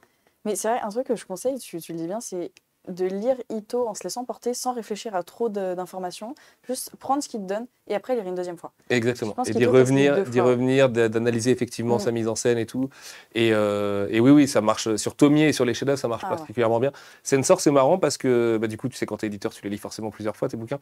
J'ai moins ressenti ça. Et à la fois, j'ai encore plus ressenti l'aspect lumineux de la fin de l'histoire. Plus je le relisais, plus je me disais, en fait, j'ai l'impression que c'était une évidence pour lui de finir comme ça, avec cette sorte de déesse, tu vois, et tout. Et tandis que sur les autres, ce que tu vas remarquer, c'est qu'en fait, il joue avec toi depuis le début. Et que lui qui a cet aspect, tu sais, du coup, comme on disait tout à l'heure, presque enfantin, presque naïf, comme s'il dessinait les pages au fur et à mesure, comme ça lui venait dans sa tête et tout. En fait, tu te rends compte que le mec, il réfléchit à tout le temps, et que il est toujours en train de donner de faire le bon foreshadowing. Et même graphiquement, il a des astuces de découpage. Tu vois, il y a certains chapitres, tu peux les prendre, tu les replies, ça fait un truc symétrique, en fait, avec une double page au milieu. Et après, tu vois qu'en fait, l'histoire, elle commence là où elle boucle à la fin. Et que, bon, tu vois, t'as l'impression, en fait, Ito, t'as l'impression que c'est simple et tu te rends pas compte de l'immensité du pouvoir que t'as dans les mains, en fait. C'est très bien dit ça. Je vais lire ça. Ouais. On va le mettre en extrait. Non, c'est très juste, c'est très juste. Et donc voilà, en un mot commençant, parce qu'on va pas tout vous les spoiler non plus, ce recueil de nouvelles, il est absolument dingo. En plus, dans l'édition japonaise, et Martin et Anaïs ont fait un travail d'adaptation dément, vous avez des pages de bonus complètement dingues, où l'auteur en fait explique d'où lui vient l'idée de base de chaque chapitre, et quelques croquis, donc notamment sur la lignée. On voit un espèce de croquis d'un mec qui marche comme une araignée et tout ça, et tu dis « Ah d'accord, ok, ça vient de là ». Et pareil sur le vinyle aussi, où on voit le croquis justement de la fameuse couverture. Donc voilà, vous les découvrez là. Vraiment, parce que ce bouquin nous a pris quand même une bonne partie de l'été à travailler de A à Z. Faites des énormes bisous à Martin et à Anaïs pour la trad de ces pages-là et la mise en page de ces pages-là, parce que c'est des carnets. Donc c'est des carnets avec de langue qui bave, avec des kanji dans tous les sens, avec et du coup donc pas le même sens de lecture et tout. Ils ont fait un travail d'adaptation dément en ne trahissant rien. Il y a toutes les idées de l'auteur, on y tenait. Tout ce que l'auteur dit de ce qui l'a inspiré est dedans. En plus de ça, vous avez une petite postface de l'auteur à la fin, sur lequel on a un peu tripé dans les bonus avec la mise en page. Vous verrez aussi sur la mise en page de la postface de Moro et tout. Et vraiment, je pense, alors Tomie restera toujours le premier bébé, restera toujours l'immense classique de l'auteur, celui par lequel il a commencé, celui par lequel on a commencé. Mais je pense que les chefs-d'œuvre, c'est un peu une forme d'aboutissement pour nous. Et je vais parler d'un autre sujet qui fâche, d'ailleurs, maintenant, parce que j'avais promis d'en parler dans la vidéo, je crois, celle consacrée à Rooster Fighter, Coq de Baston, sur le papier. Puisque on a eu beaucoup de remarques qui nous disaient que le papier de Tomie était trop fin. J'entends, vous avez raison, on le sait, mais... Je ne l'ai pas ressenti. Alors, il y a plein de gens aussi qui ne l'ont pas ressenti et qui ne l'ont pas vu. J'en ai parlé à des libraires qui m'ont dit non, pas tant que ça. Pour me rassurer, j'ai évidemment comparé à l'édition américaine, qui est la même que Uzumaki, donc avec cette édition blanche et tout ça, et avec l'édition précédente de Tonkam, et on a le même papier, c'est-à-dire un papier de 80 grammes. À la différence près que nous, on est sur du blanc, les Américains sont sur du jaune. Donc le jaune atténue un petit peu la transparence, mais là, on rentre vraiment dans l'aspect technique du papier. C'est un bon papier. On est sur un bouquin de 752 pages avec une reliure et une colle qui fait que si vous voulez que ça dure des années, et les gens qui nous suivent sur iComics savent qu'on fait des bouquins qui sont solides, parce qu'on n'aime pas les bouquins qui se cassent au bout de 2 ans ou vous le lisez 5 fois et après c'est terminé. Donc on cherche à faire de la solidité en premier lieu. C'est ça qui nous a poussé à choisir un 80 grammes à l'époque. Il s'avère que comme on commence dans le manga, on apprend aussi. Et donc on apprend de nos erreurs. Moi, quand j'ai reçu Tomie au départ, j'ai dit aux filles de la femme, avec qui on a travaillé sur le bouquin et qu'on fait un travail formidable sur tout le reste par ailleurs, donc c'est vraiment ni de leur faute, ni voilà, c'est un petit accident entre guillemets, et qui franchement empêche la lecture de personne. Oui, c'est emmerdant au début de l'histoire quand il y a beaucoup de gouttières blanches de voir un petit peu à travers, mais je ne pense pas que ça ruine l'expérience de lecture du tout. Donc j'ai dit aux filles, il faut vite qu'on augmente le papier, déjà sur Sensor, puis sur les chefs-d'œuvre, et si un jour on réimprime Tomie, on en profitera aussi pour augmenter le papier, mais attention, on ne peut pas se permettre d'aller sur un 100 grammes ou 110 grammes qui ferait que vous auriez un Larousse, et où là c'est moche, et en plus ça va casser. Donc c'est pas intéressant, parce qu'il y a beaucoup de cahiers de 16 pages et tout ça, le manga ça se fait en cahier de 16 pages et tout. Si ça intéresse vraiment des gens, je serais ravi d'expliquer un peu en détail, mais la solidité primait. Donc sur Sensor, on a augmenté le papier, on est passé à 90 grammes. Donc le papier de Sensor est plus épais, moins transparent, il est plus cool, personne n'a fait la remarque dessus et tout, c'est une très belle étape. En revanche, 90, c'était toujours pas mon objectif. Donc la très bonne nouvelle, même s'il sera en retard d'un mois, c'est que les chefs-d'œuvre de Junji Ito sera imprimé sur un papier 100 grammes. Donc là, on est vraiment sur du gros papier. Et pourquoi on peut se le permettre? Simplement parce qu'il y a 400 pages et pas 752. Ouais. Et donc, vous verrez qu'il n'y aura pas une différence d'épaisseur énorme entre Tomie et les chefs-d'œuvre. Et pourtant, il y a 352 pages, quasiment le double de différence entre les deux. Et le fait est qu'il y a une crise du papier dans le manga en ce moment. Si vous êtes sur un live Twitch d'un éditeur un mardi soir, je pense que vous êtes au courant qu'il y a beaucoup de reports, que même des One Piece ont 20 tomes qui sont épuisés, et que l'éditeur n'arrive pas à réimprimer, l'Attaque des Titans et tout, j'en passe. Donc des trucs qui impriment des 200 000, 250 000 exemplaires. La crise du papier, aujourd'hui, on arrive à passer outre. Le problème, c'est que si on veut augmenter le papier sur Tomier, eh ben, on doit commander un papier qui n'est pas disponible, et donc on ne peut pas réimprimer Tomier. Et on a une maison d'édition qui se retrouve avec des bouquins à réimprimer. Donc, même si ça leur a coûté beaucoup de me le dire et que j'avais envie de pleurer toutes les larmes de mon corps, il s'avère qu'on est à la 4e impression de Tomier, et qu'on est toujours sur du 80 grammes. Parce que sinon, on ne peut pas l'imprimer, et sinon, on ne peut pas le vendre, tout simplement. Il ne peut pas être en librairie, on peut pas... Enfin, voilà. Et puis, il y a manifestement beaucoup de gens toutes les semaines qui veulent découvrir Tomier, et c'est la meilleure nouvelle du monde pour nous. Mais il s'avère que, pour l'instant, on ne peut pas réimprimer avec ce plus gros papier. Et je le dis parce que l'année prochaine, il y a des chances qu'on réimprime. Et c'est même pas sûr, hein, mais il y a peut-être qu'on arrivera à avoir ce papier un jour, quand même, et qu'on réimprime, du coup, avec un papier plus épais, et que ce ne soit pas trop non plus monstrueux, et qu'en fait, ça tienne, et qu'on puisse vraiment le sortir dans ces conditions-là, parce que nous, on fait des tests avant et tout. Et le problème, c'est que ça va être à l'épreuve de vos bibliothèques, quoi. Il est déjà conséquent. Hein. Moi, je sais que si vous me dites que le truc il casse, des gens nous ont dit oui, on aurait préféré le payer 5 € plus cher, parce que c'est vrai qu'il n'est pas très cher pour ce que c'est, vu qu'il est à qu'à 24,90 entre guillemets, et donc c'est moins cher que d'autres titres Ito ailleurs. Et des gens, et je l'entends, nous ont dit on préférait payer 5 balles de plus et avoir un bouquin avec du papier plus épais. Mais ce n'est pas une affaire de prix, c'est une affaire de disponibilité du papier, vraiment. Donc on va faire, on entend et on va essayer de faire le nécessaire l'année prochaine, mais pour l'instant, on n'y arrive pas et ça me pèse.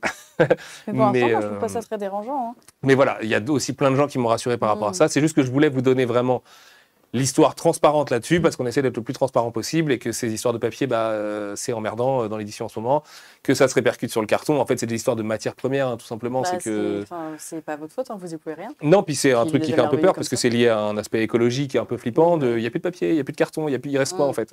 Et tout à l'heure, on parlait de meubles. Et les meubles, il y a la même crise, parce qu'il n'y a plus de bois, donc il n'y a plus de meubles. Donc, voilà. Mais voilà, sachez qu'on vous entend là-dessus. C'est comme le petit aparté que j'ai fait sur Keiji tout à l'heure. Vraiment, c'est hyper important ces retours-là. Alors, soyez gentils quand vous faites ces retours-là. Ne vous énervez pas trop. Vraiment, ça sert à rien. Sinon, en plus, on ne vous répond pas. Donc, c'est nul. Mais quand vous le dites posément et qu'on en parle posément et tout, voilà, nous, on apprend, on grandit, on fait mieux les choses. Et donc là, les chefs-d'œuvre aura un beau papier direct et tout. Et il n'y aura pas de souci là-dessus parce que la résa papier avait été passée avant, etc., etc. Mais voilà, ça me tenait à cœur de revenir là-dessus. Et puis, donc, Magla, on se retrouvera dans les chefs-d'œuvre de Junji Ito, tome 2. Oui, j'ai l'impression. En février, ça va venir vite, mine de rien. Surtout si l'autre sort, si le tome 1 sort en décembre, mine de rien, les deux vont s'enchaîner très vite. Ouais. Avec 10 nouvelles. C'est pas très beau de le dire comme ça. 10 autres nouvelles inédites de l'auteur. Enfin, pas toutes inédites d'ailleurs, il y a des choses qui ont été publiées chez Delcourt Soncam, mais en tout cas recompilées avec les mêmes pages de bonus et tout ça. Et vraiment, je me répète, mais c'est un honneur de t'avoir parmi nous. Et c'est un honneur aussi de donner la parole à des gens qui viennent de Twitch, YouTube et qui incarnent un peu, tu sais, la pop culture telle qu'on la vit aujourd'hui. J'aime pas le mot consommer, donc je préfère dire telle qu'on la vit. Et je sais qu'avec Alt, on a eu une grosse discussion là-dessus de quid de ma légitimité de passer après Aja et Kojima, et je te le dis avec témoin, c'est pas une histoire de légitimité, ça c'est moi qui décide de toute façon, et c'est normal, et c'est précieux, je pense que les passeurs comme Alt, comme toi, comme les autres qui suivront derrière, soient immortalisés aussi, parce que, en fait, il y a aussi l'argument des États-Unis et tout ça, mais aux États-Unis, c'est pareil. Il a été redécouvert par certains influenceurs, par des personnalités et tout. Et c'est hyper important parce que sans ça, Ito, aujourd'hui, serait encore un artiste de niche et ce serait encore, tu vois, ce mec bizarre qu'on se partage dans des milieux un peu chelous et tout. Et c'est plus le cas et ça fait vraiment chaud au cœur. Et donc, je remercie aussi évidemment tous les lecteurs et vous êtes nombreux qui nous soutenez sur Ito. Petit point vente encore, je sais qu'il y en a qui aiment ça. Sensor a très très très bien démarré. Donc, on a déjà réimprimé Sensor. La réimp arrive, je le dis aussi pour les libraires du coup, mais vous devez être au courant vous, déjà. La réimp arrive là cette semaine. Et ça n'a pas été simple de réimprimer, encore une fois, pour les mêmes histoires de carton, de papier et tout ça. Mais on a réussi et donc vraiment, merci infiniment du soutien là-dessus, puisque c'est magnifique de pouvoir voir ça. Et il y a des belles annonces sur Ito qui arrivent bientôt. Et il y en a déjà une belle ce soir avec Magla, du coup, qui fera la préface. Et je suis vraiment très, très fier de t'avoir avec nous. Et puis, merci, c'est trop bien. Enfin, c'est vraiment, ça me touche énormément. Je suis très contente d'être là en plus, de pouvoir en parler, de discuter tout ça, puis d'avoir autant de vrais fans de Ito aussi. d'avoir cette belle découverte et de voir qu'autant de gens en fait étaient hype. Même j'en parlais en live tout à l'heure de justement qu'on allait parler d'Ito. J'ai vu le chat un peu. Ouais, j'ai fait attention au était chat en feu. forcément, tu sais, parce que j'entends le truc et je me dis ah non, qu'est-ce que les gens vont dire et tout. Et c'est vrai que les gens sont super contents, ils adorent découvrir et il y a de plus en plus. J'ai des fois dans mes DM des gens qui me disent ah j'ai acheté celui-là, j'ai acheté Spiral, enfin j'ai acheté tout ça. Et c'est trop bien. Quand j'avais acheté Spiral en anglais, je me rappelle, j'avais plein de DM et les gens me demandaient quand est-ce qu'il y a une réédition française et la question que j'avais posée, c'est parce que j'en avais plein qui me demandaient. C'est vrai, c'était par rapport au lecteur et tout. Moi, je me disais, bah, c'est pas grave, je lirai en anglais, tant pis, c'est compliqué. Mais à l'époque, je me disais, j'aurais adoré avoir une version française pour encore plus tout comprendre, Ouais, bien sûr. avoir quelque chose de mieux. Et en fait, c'est à force, les gens me disent, mais tu sais quand il y aura du français, est-ce que tu as des infos? Et du coup, j'avais posé la question et c'est pour ça que c'était venu de là. Et les gens sont vraiment fans et je trouve ça génial. Non, c'est clair qu'on s'habitue vite au confort d'avoir ses artistes préférés qui n'ont pas été dispo pendant 10 ans, qui sont dispo. Voilà, parce qu'en plus, avec Tonkam qui a ressorti Spiral, Gyo, qui ressortira Remina bientôt, et puis La déchéance d'un homme. C'est vrai qu'on s'habitue du coup à cet état de fait que Ito est dispo, mais il faut se rendre compte qu'effectivement, il y a encore moins de 6 mois, Ito c'était un artiste qu'on ne pouvait pas lire en français et tout, et que du coup, c'est un peu le même phénomène que Banana Fish chez Panini, qui était un titre qui n'intéressait personne il y a 15 ans et qui aujourd'hui est un carton énorme. C'est hyper cool aussi de sentir de la part du lectorat ce vent de... Nous aussi, on a envie de choses différentes et on sait et on comprend qu'il faut soutenir les choses différentes et tout. Et vraiment, c'est vrai que c'est assez dingue de se dire que voilà, un peu l'anomalie de l'absence d'Ito est réparée et on en est pour moitié du coup avec Tonkam de l'autre côté et voilà, que des gens... comme Alt et toi en soyez le relais, c'est trop cool parce que voilà, il y a plein de gens qui aujourd'hui ont 14-15 ans qui vous suivent et qui vont prendre des claques cosmiques dans la tête en lisant Tomier ou Spiral et qui vont devenir auteurs de BD dans 5 ans et qui vont faire un truc. Tu vois. Mais je les envie de découvrir. J'aimerais bien effacer de ma tête Spiral et Tomier pour les Je suis bien d'accord avec Ito. Bon, l'avantage, du coup, c'est que comme il produit encore, il y a de l'inédit et on va vous sortir de l'inédit et voilà, il produit plus évidemment à vitesse grand V comme à l'époque, mais il y a encore des choses à découvrir. Et puis Zone Fantôme, c'est vraiment super pour le coup. Il a vraiment ça s'appelle Genkai Shitai du coup en VO et c'est vraiment un super récit. Mais moi aussi, j'envie les gens qui peuvent découvrir Ito et tout et j'ai l'impression que c'est le cas de beaucoup de gens. Donc voilà. Et puis merci aux libraires aussi évidemment qui soutiennent à mort et je sais que ça aussi c'est des bouquins de librairie. Et que voilà, donc désolé pour les mini-ruptures qui durent une semaine max, à chaque fois on fait vraiment le maximum, mais voilà, prenez-en bien soin, et puis les chefs-d'œuvre arrivent bientôt, et c'est voilà, les chefs-d'œuvre, il porte bien son nom. Quand vous dormirez, vous verrez En parlant de découverte... Il faut faire gagner des choses, c'est ça? On a même un pack découverte cette fois, c'est-à-dire qu'on vous fait gagner... On fait gagner les 3 là? On fera gagner Sunsor et on vous enverra les 3 dès que les chefs-d'œuvre sont arrivés. On fera partir ça avec les chefs-d'œuvre. Ah oui, c'est un sacré lot là. Pour une seule et même personne là qui va gagner dans. Attention, ok. Ah ouais. Donc du coup, on vous invite à taper ITO, je rappelle, directement dans le chat pendant 1 minute. Et ben vous avez 1 minute et puis nous on va en profiter du coup pour passer à la dernière partie de l'émission. C'est la pleine lune, c'est Mangetsu jingle.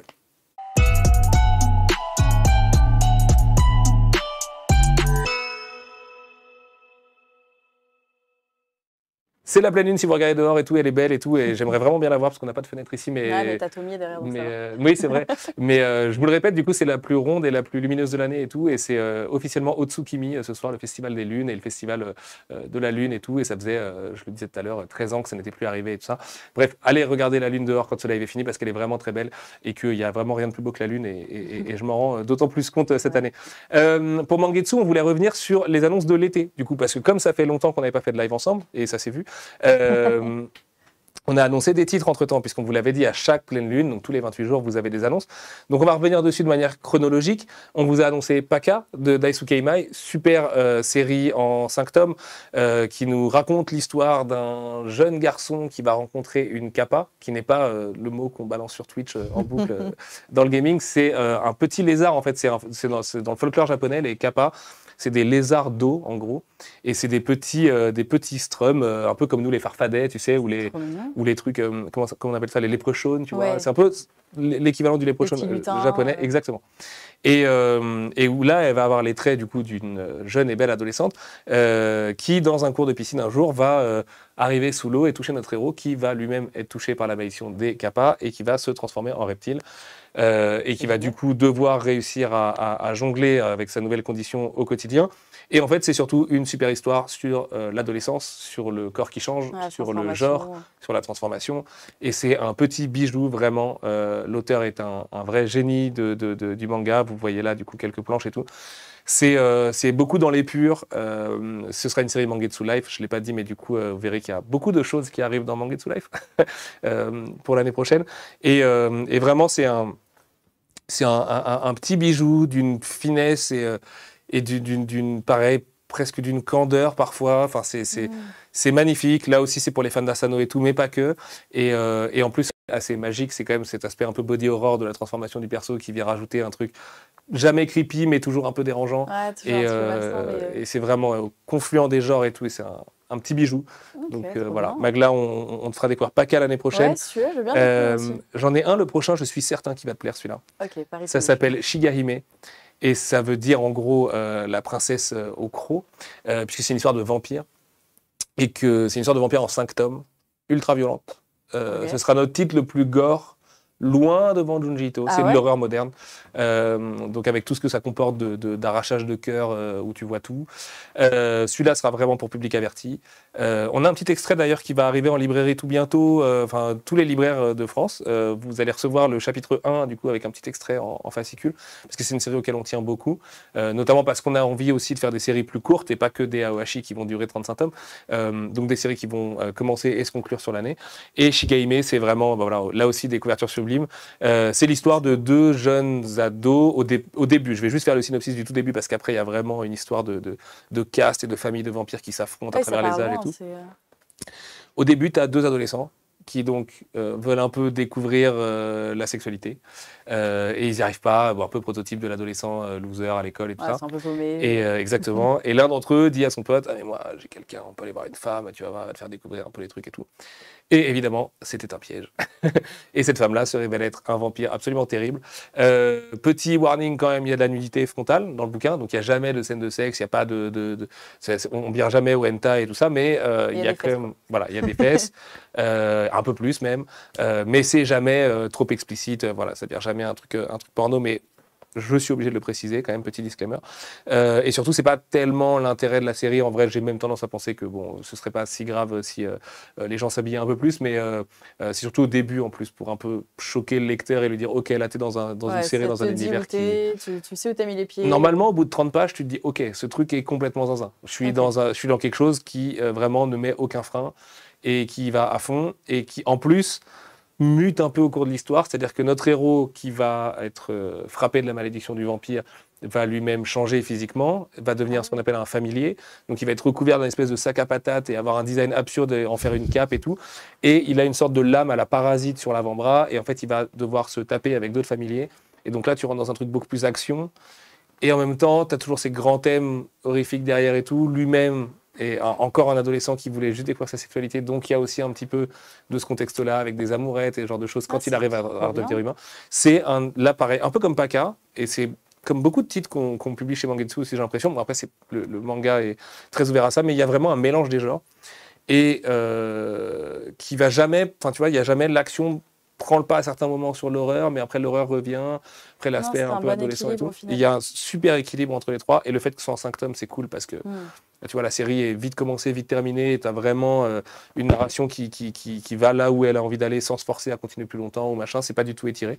Et vraiment, c'est un super titre, et je sais plus si je l'ai dit, mais c'est absolument magnifique. Je sais pas si vous avez vu des extraits à l'image, mais je pense que oui.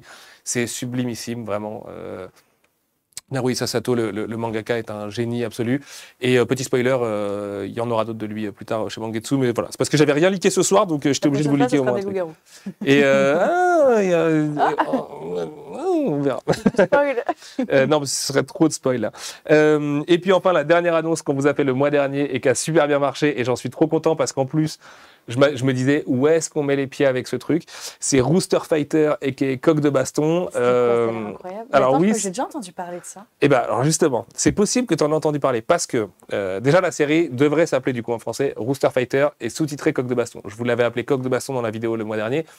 Mais j'ose pas y aller à pleine bourre avec le titre français, en plus en faisant le jeu de mots avec coq de combat et tout. Donc on va rajouter le Rooster Fighter dessus. Pourquoi on rajoute le Rooster Fighter? Parce que la série a été vendue dans 35 pays en fait. Et que c'est un espèce de petit phénomène.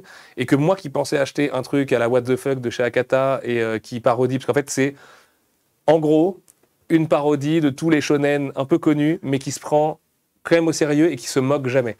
Tu vois, donc ça va parodier One Punch Man parce que tu as un coq qui va défoncer des kaiju en un coup.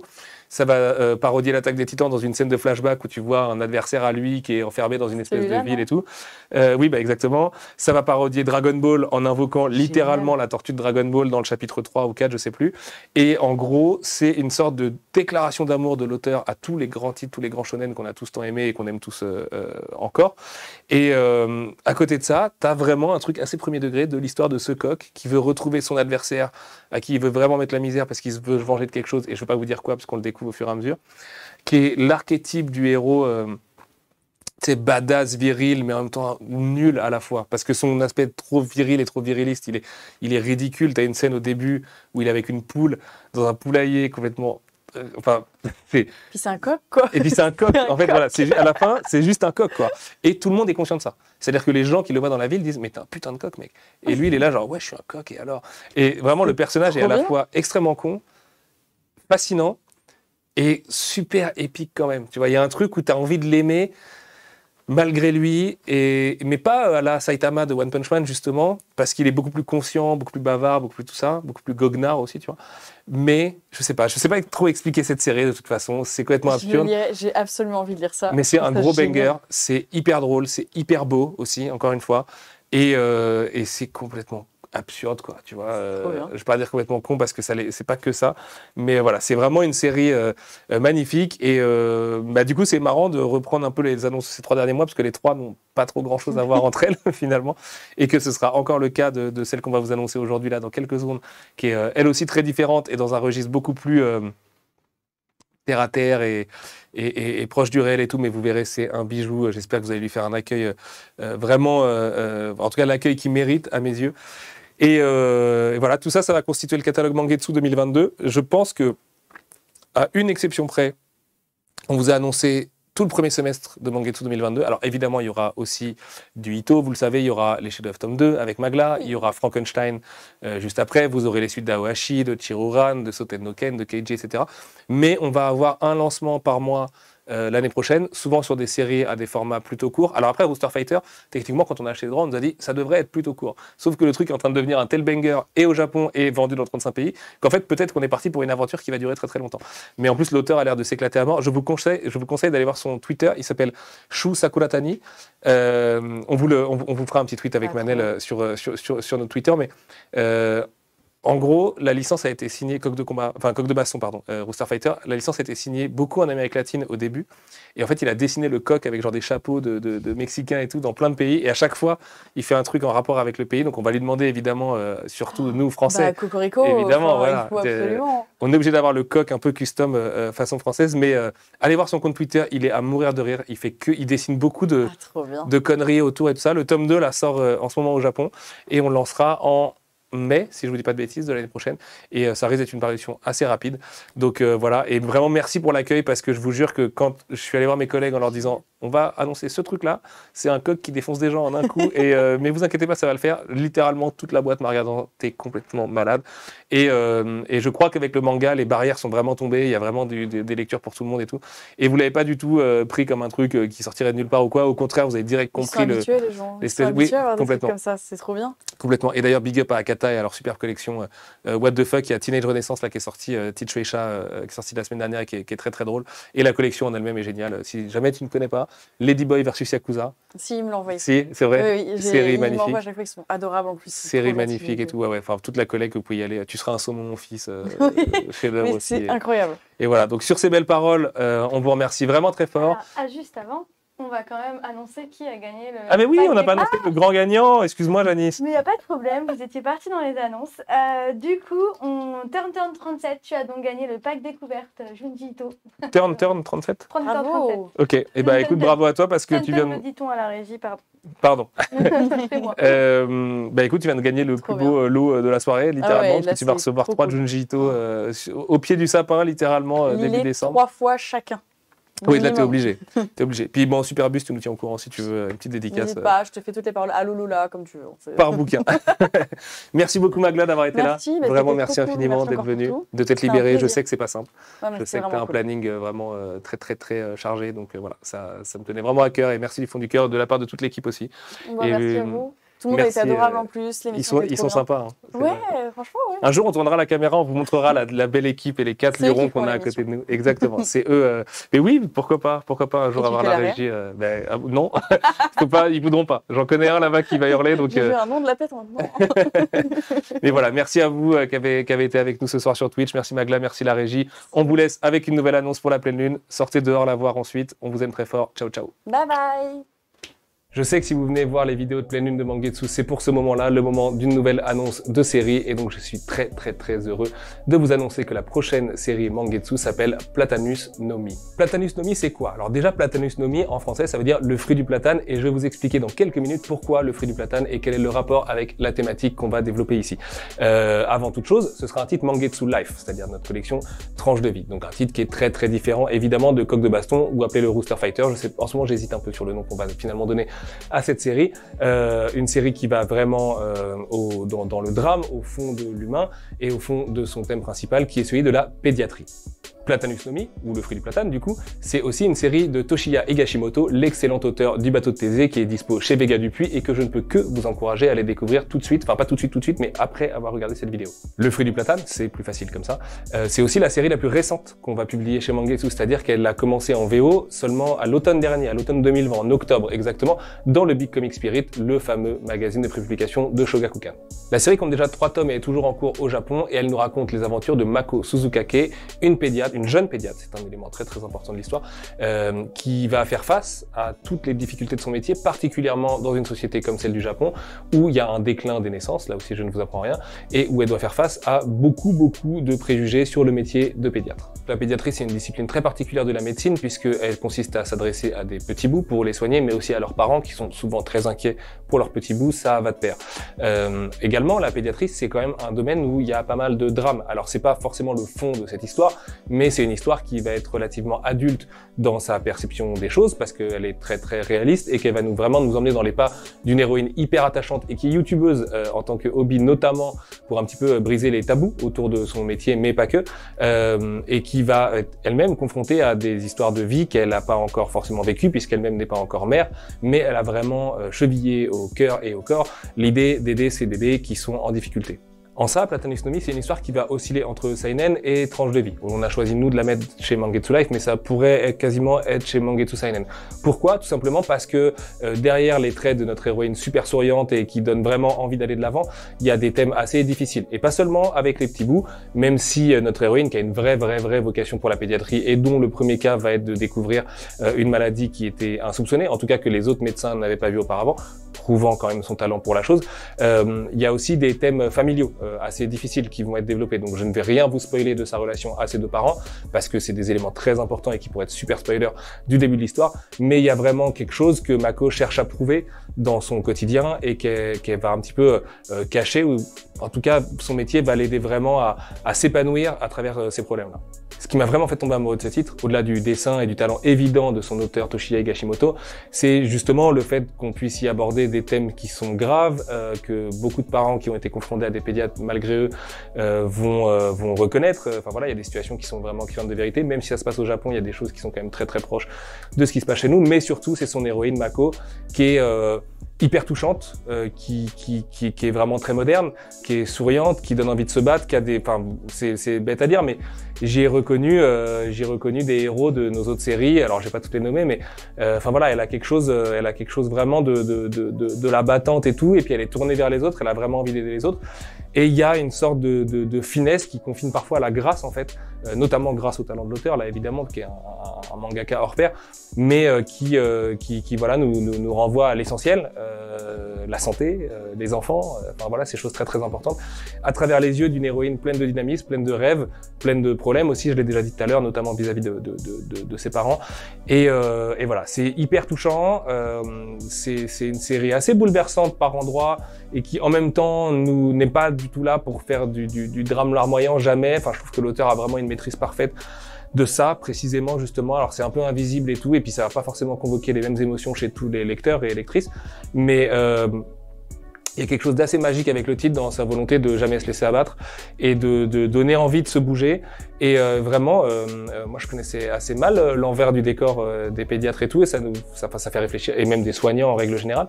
Et ça fait réfléchir à beaucoup de choses, notamment vu par la lorgnette de cette jeune héroïne. Et je répète que être jeune pédiatre au Japon, c'est quand même quelque chose de particulier, mais qui, encore une fois, va résonner avec nous. Et vraiment, cette héroïne vaut tout l'or du monde. Donc je suis très heureux de vous proposer cette série. Ça sortira début 2022 chez Mangetsu Life et je compte vraiment sur vous pour venir la découvrir parce que c'est un petit bijou, croyez-moi. Voilà pour ce mois-ci, j'espère que ça vous a plu, que malgré le fait que c'est justement très différent de certaines séries qu'on a pu proposer jusqu'à maintenant, c'est quelque chose que vous allez trouver complémentaire de ce qu'on cherche à faire. Vous le savez, Mangetsu, c'est pas uniquement Tetsuhara ou Junji Ito ou Aohashi, c'est aussi plein d'autres choses. On a vraiment à cœur de publier des trucs très différents et je pense que Platanus no Mi en fait partie. Et d'ailleurs, je vous ai pas dit ça. Pourquoi le fruit du platane? Simplement parce que le platane est l'arbre d'Hippocrate, du serment d'Hippocrate, et qu'il y a évidemment, quand on est pédiatre, quelque chose de très vertueux là-dedans dans le fait de prêter serment à Hippocrate, et que ça résonne au sein même de l'histoire. Et moi, ça m'a permis de savoir que les platanes faisaient des fruits, donc voilà, vous aurez peut-être appris quelque chose aujourd'hui.